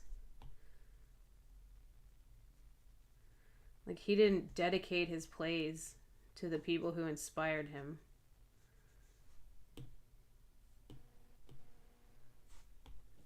Most people don't even know that, like, most of his plays used source material that's like almost beat for beat his plays. So like, he was definitely not coming up with stuff that was novel, or I wonder if it was even particularly interesting to the people of the day, or if they were like, Romeo and Juliet, everyone knows this, I'll go see it because the plague sucks and I've had a rough year and this sounds like a good diversion. But like, really? Teenage hetero romance again? I always wonder.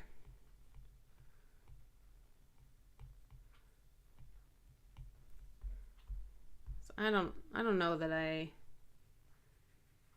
can get on board with just one person creating so many things that are so like ubiquitous and respected hundreds and hundreds of years later. Like, I'm not challenging authorship necessarily, but I really don't think he worked alone.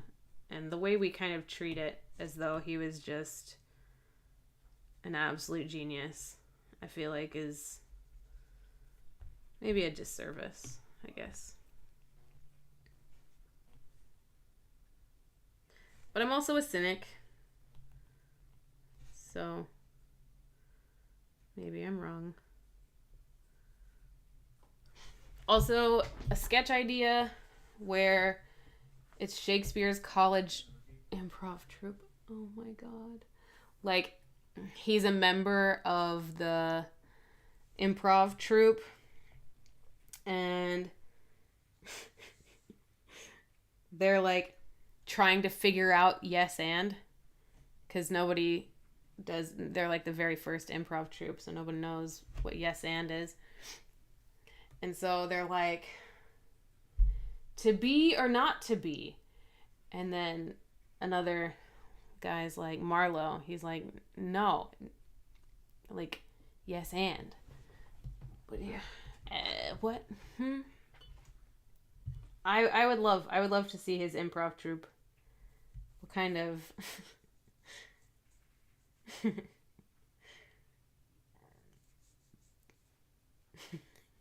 The more I think about it, the more absurd and hilarious it is. Shakespeare to be in an improv troupe. Because he'd be that dude bro. You know, like a lot of improv troupes have that dude bro that's like the bee's knees. It would be him. It would be him. I'm into this. Add it to the list. The list of things to do as soon as we get a minute.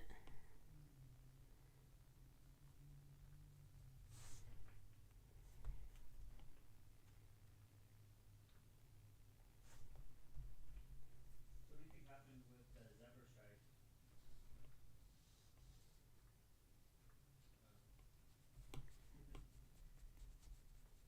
He got knocked out with the incidental tornadoes. Gotcha.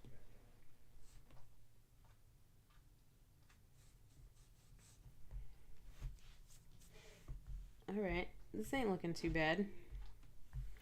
I think once I finish the white, I think I'm gonna give it a little pop of color. And I can't see you nodding your head, but I can see it in my head.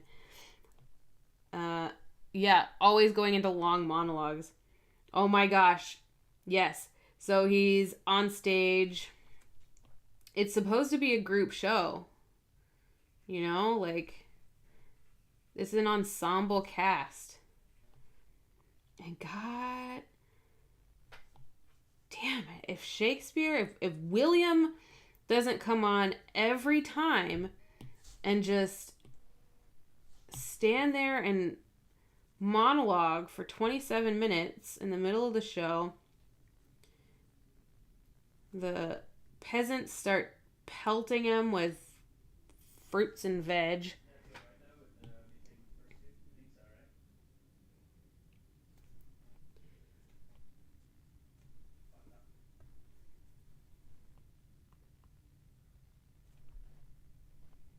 I love this idea.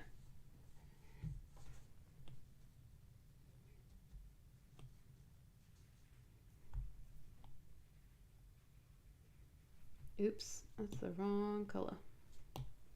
It's like, why isn't this working? Because I had the wrong color.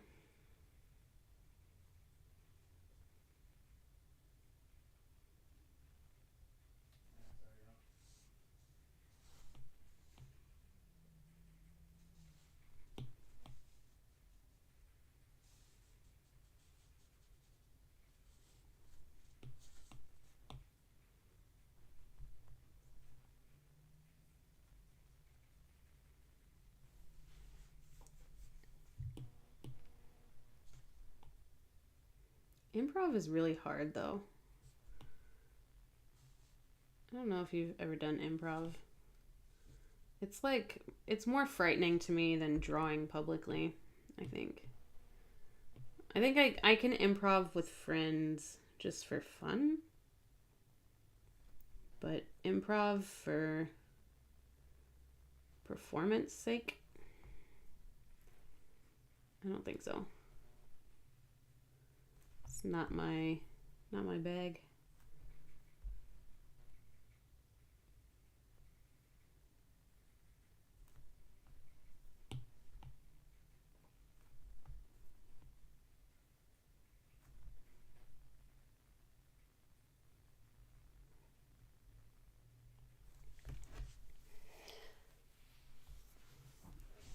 Are you not taking notes?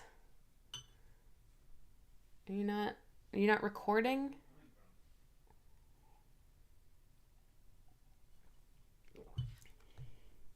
We can always just come back to the VOD. All of our genius conversation will be on there. But now we have to action it really quickly because now it's out to the public and people can steal our ideas. because thousands of people are going to watch this. So we've got to get on things pretty quickly.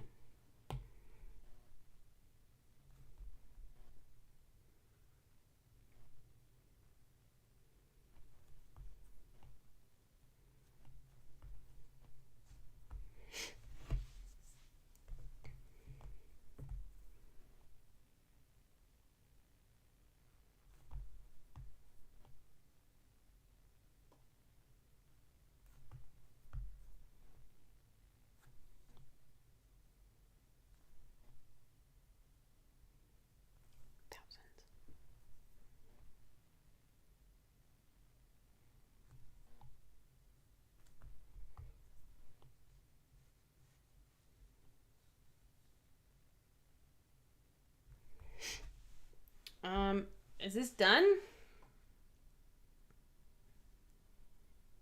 It might be done. I'm gonna pop in some red, just to make it a little more obvious what's going on here, what we're looking at. I'm gonna do it on another layer just in case I hate it.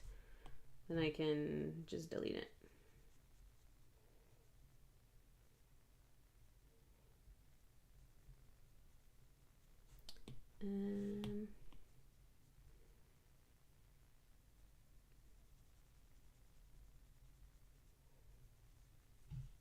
I think it's kind of nice though.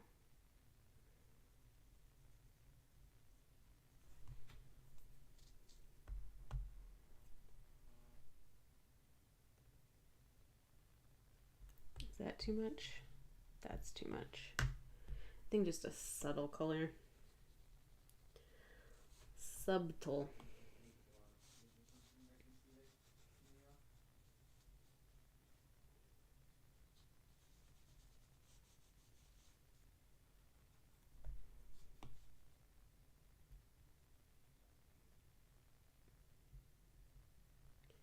And actually, I might slip it underneath.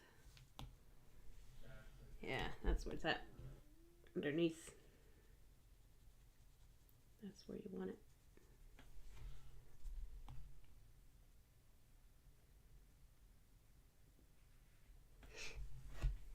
Nice. And then, just because we're talking balance in this one, I did want a lot of balance. I think I'm gonna try something.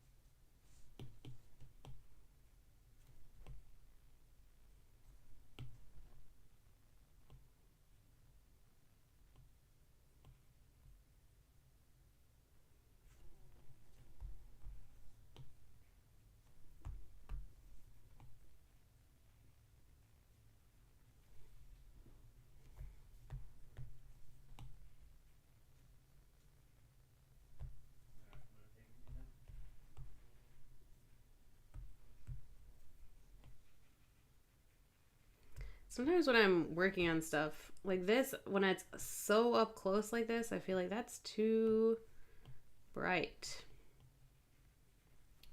But then zooming out, thinking about it, rotate. My fingers don't work sometimes on this screen. Like zooming out, thinking about how it's going to look actual card size. That's not too bright. But it does need more gradient.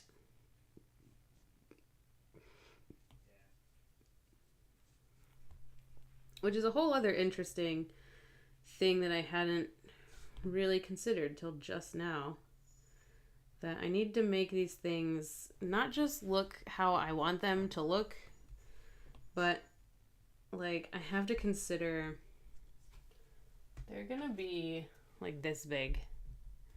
That's as big as it's gonna be. So this is probably bigger. Because I think I want to go, like this is tarot size. I think I want to go standard playing card size.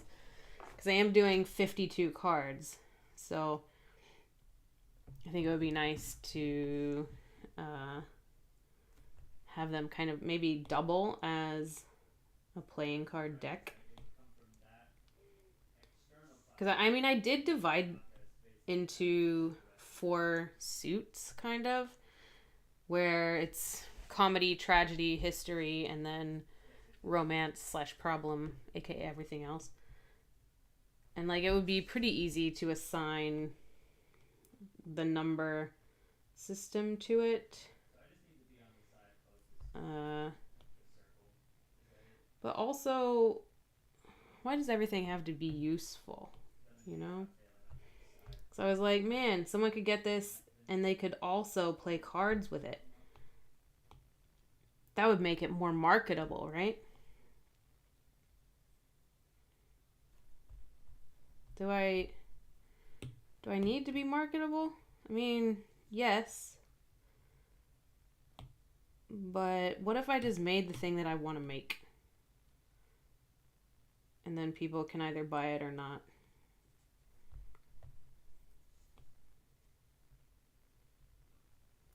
I don't know. I feel like that's illegal to think that way.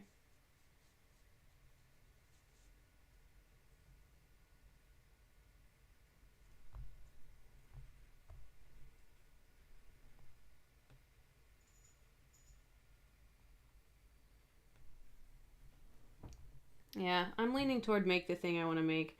And if I add numbers, I could add numbers. I could. But what the main thing that I want is the message. And if numbers muddy that message, then I don't think I want to put them in there. Especially adding anything that makes it kind of seem like one is more important than the other. I don't know that I'm into that.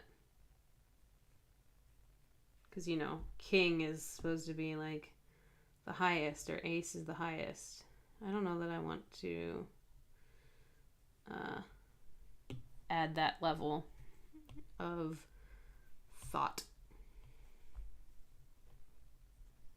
Or not thought, but like, again, communication. Just keep it simple. If you're like, oh, I see this flower thing, but there's a number 2 on it. Two's not very important. Unless they're wild. So I don't know. I'm toying with the idea of making it also a playing card deck. But I don't know. That's a decision for the future.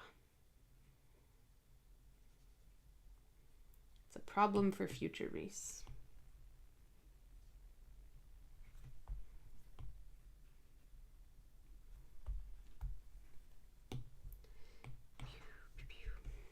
Okay. So there's what I'm working with. I think I'm gonna go ahead and combine those and then give them a little chop here.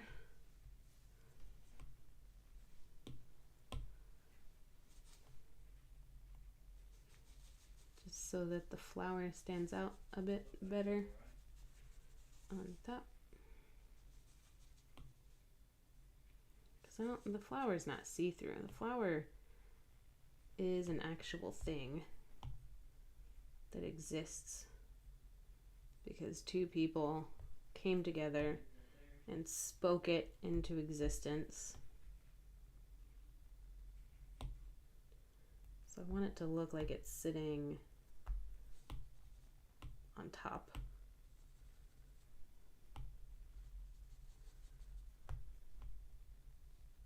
Can you keep that pie slice by X3 all the way from boss to the edge?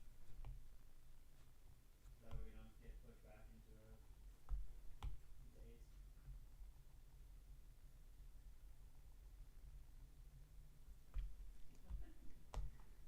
I wonder if I should smudge.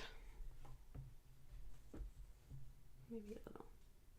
I think I want to add some red on these sides, maybe. Pop it in behind.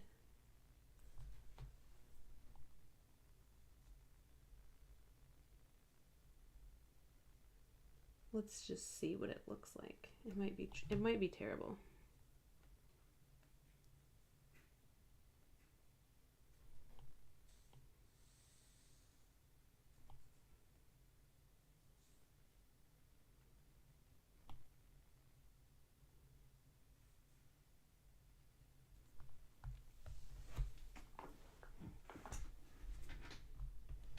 No, I think I like it without. Let's dump this drawing guide and let's dump this background sketch.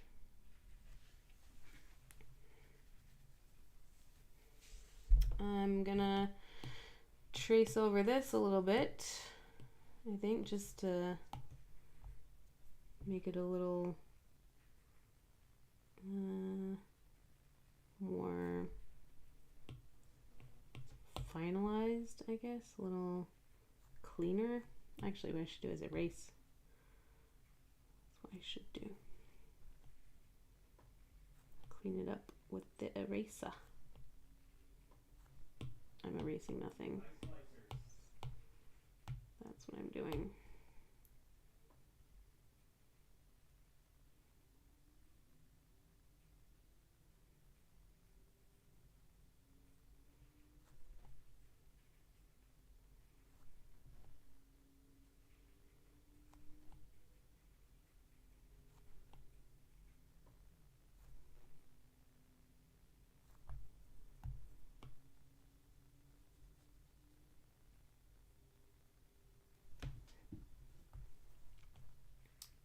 So, yeah, oh gosh, 2 hours, 25 minutes, 2.5 hours I've been on here.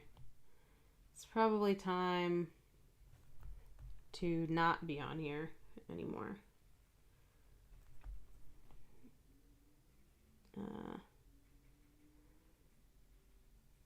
But I'm so close to done. And by done, I mean like momentarily satisfied, I guess.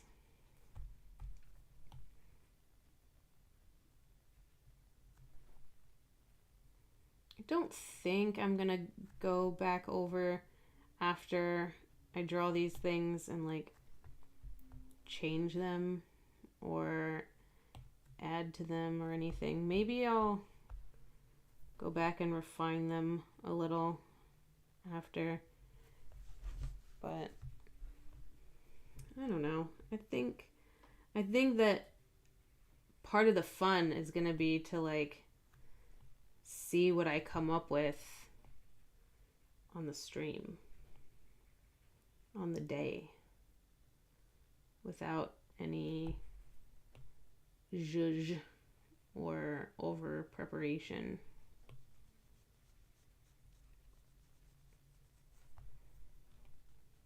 I think that'll be part of the fun. So, yeah, leaning heavily toward what we get at the end of this thing is, and by this thing, I mean this drawing session.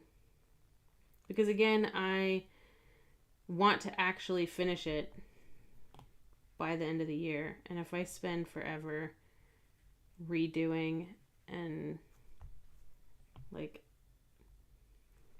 trying to make things much nicer or trying to refine something forever, that won't happen. So yeah, I'm leaning toward just at the end of the stream, that's the card. Yeah, I did. That's it. The one thing that I think I do want to see if I do want to see if like Not touching each other if we have circles around this. if making this a big mess in the middle is worth anything.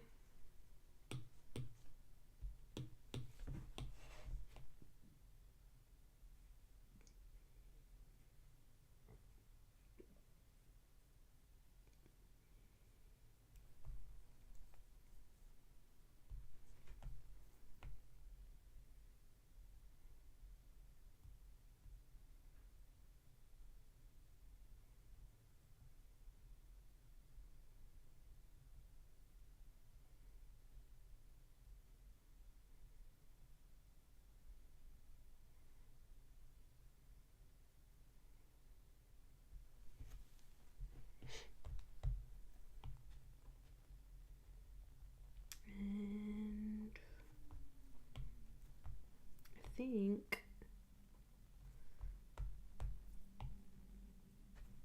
I think it was something.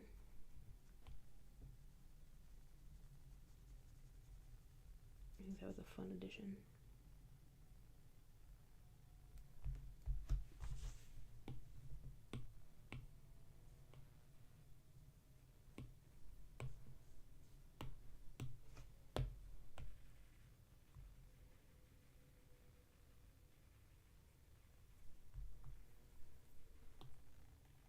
Ever say out a line of X and triangle?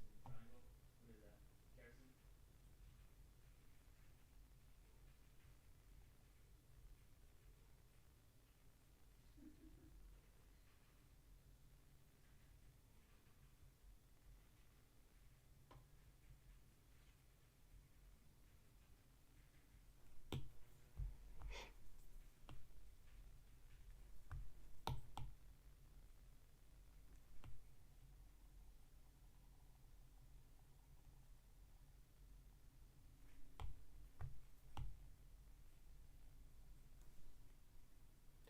$10:20. It's so late. It's bedtime. But I think we're really, really close to being done here. I think that this is certainly looking like something, Yeah, I'm waiting. you know?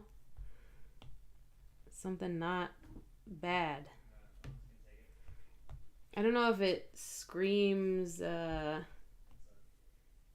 communication and connection, but I also don't know if that's my job to make it scream that, or if it's my job to just do what in my head screams that and then leave it up to the reader to interpret whatever they actually get out of it. Because, I mean, if I wanted them to look at it and go, that's communication, that's a connection right there, I could just write that. You know, I could just give them a word. Just make them read the play.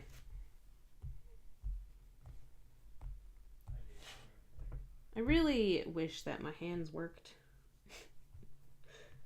I think my iPad might be getting old because it really doesn't like responding to my fingers lately.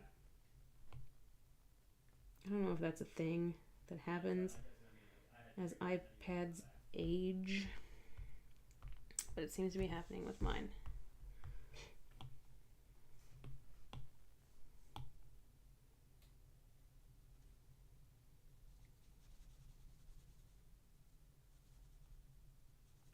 It's only like, this was like the first thing that I got when I first got like a decent job when I moved out to the Triangle.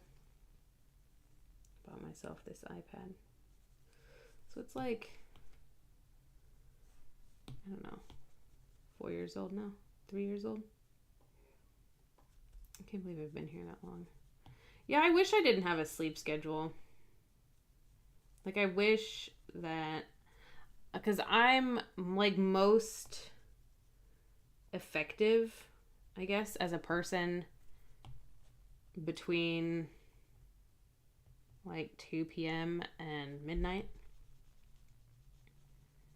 But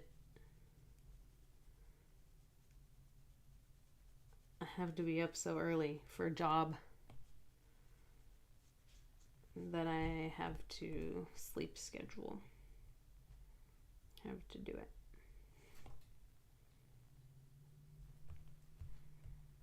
Which is a must.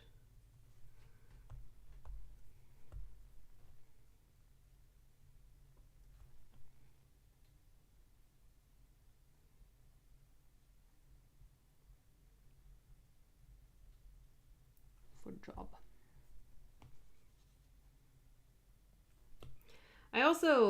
I think about acting a lot and how actors on big films and TV shows and stuff, they'll be like, yeah, we filmed that at 4 a.m. And I'm just like, why do I want to do this? I don't want to do that. That sounds like hell. It sounds completely freaking miserable. My favorite is also when you'll see like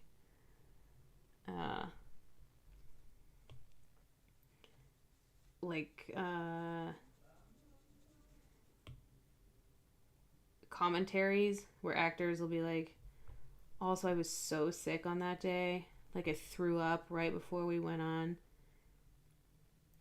I'm like, I like to be in bed when I'm sick.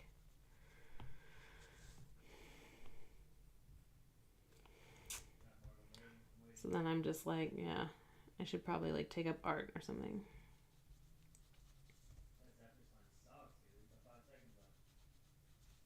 So here we are. 5, 4, it's coming out, 2 seconds.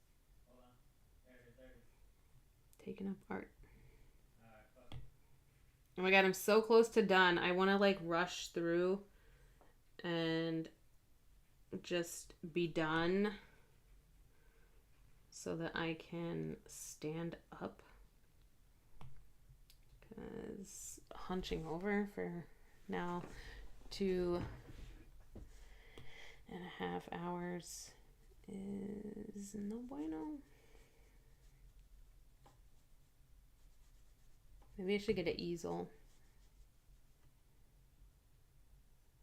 So what we've been trying to do is we've been swapping every 2 staffs of the Zephyr Strike, and I've been starting getting my 2, Morgan's then prompting to get his 2, but before we get to second, the ad. But it looks good, right? Looks like 2.5 hours well spent, I think.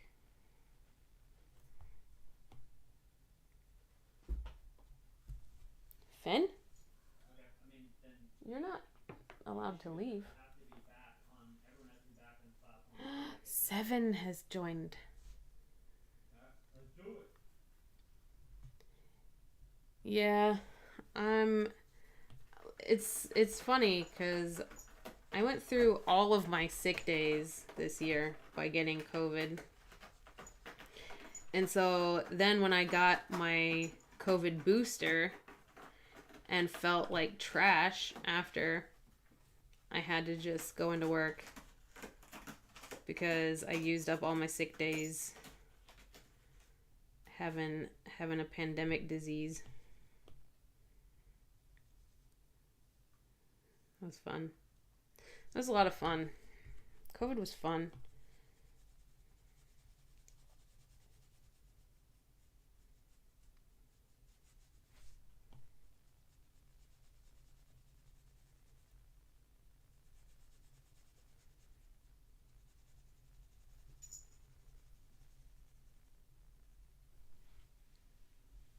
Seven.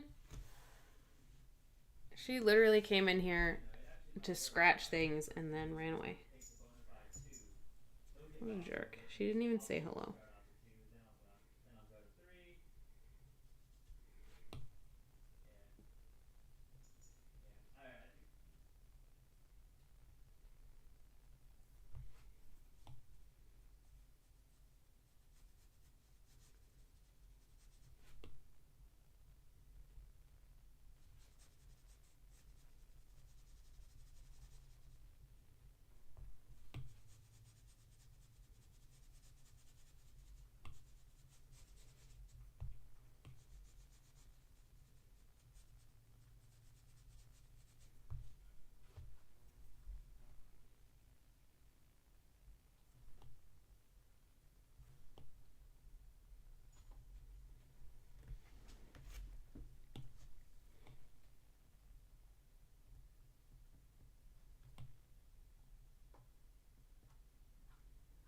Why don't we let what?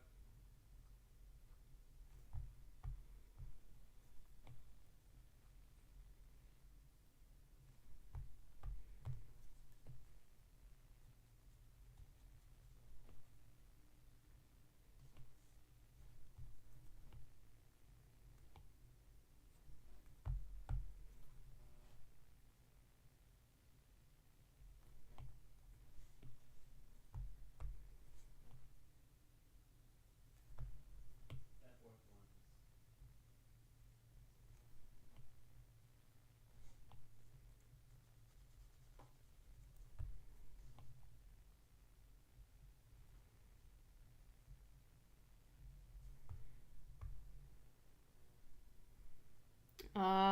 There it is. There we go. I think this is it. Whew. The Romeo and Juliet card, inspired by a shared sonnet when two young people meet for the first time and fall in love. And then, in a roundabout way, reunite their families, but also die. Card number 1. There we go. And next week, I'm doing what?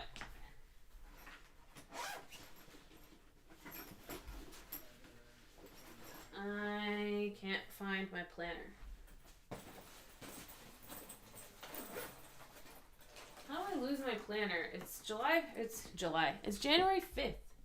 How have I already lost it? Wow. Special. Did I write it down somewhere on the internet? What am I doing next? This is the wrong calendar. How do I get to my calendar? It's on my phone, and I'm using my phone as my webcam, so I can't get to it. What am I doing next? I need to just find my planner. Please hold.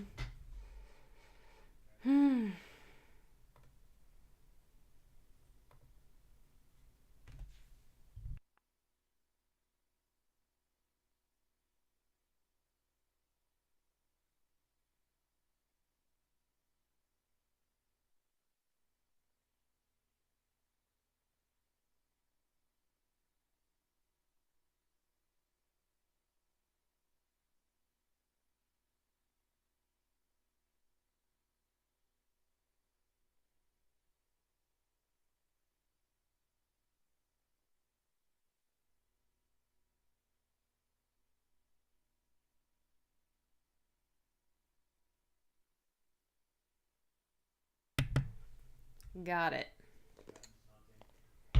Whew. Crikey. I haven't taken anything. What's next?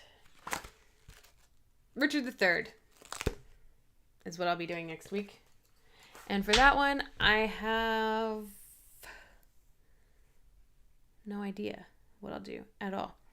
I have read it quite recently. I performed in it a couple months ago. But as far as what I'm actually going to draw, no idea. I will be reading it on Sunday. Maybe live streaming, maybe not. It's a bit long. Probably won't live stream that. Probably just sludge through it on my own. But yeah.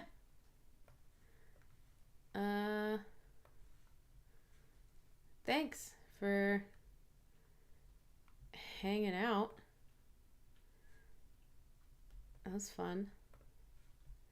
I just rearranged my chat block accidentally. OBS is a little not great about that.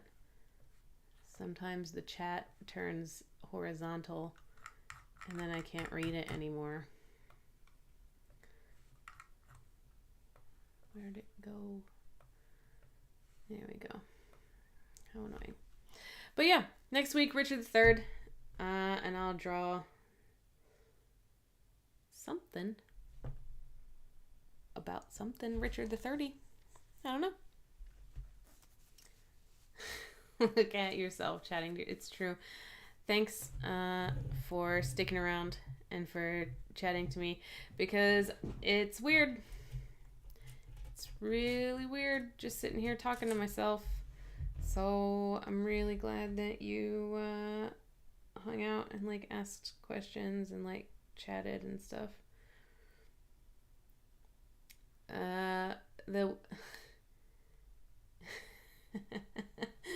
The week, the winter of our discontent. Yes, it'll be next week, which actually gives me an idea.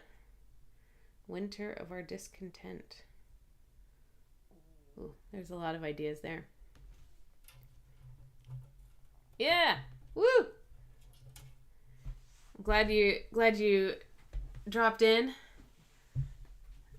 I don't know if you watched the whole thing, but either way, thanks for coming. I'm about to, so come and hang out and talk to me about Richard III next week, because I'm gonna draw something. I feel like that one's gonna be hard. I don't know why. I feel it. I'll come up maybe with some. I'll maybe plan ahead. Because this particular thing was a bit of a trial and error. And with that, Fen and I. You saw it in Stratford. Oh, I'm jealous. Richard II is so good. It's one of my faves. But yeah, Fen and I are going to bid you adieu. Say good night, Fen.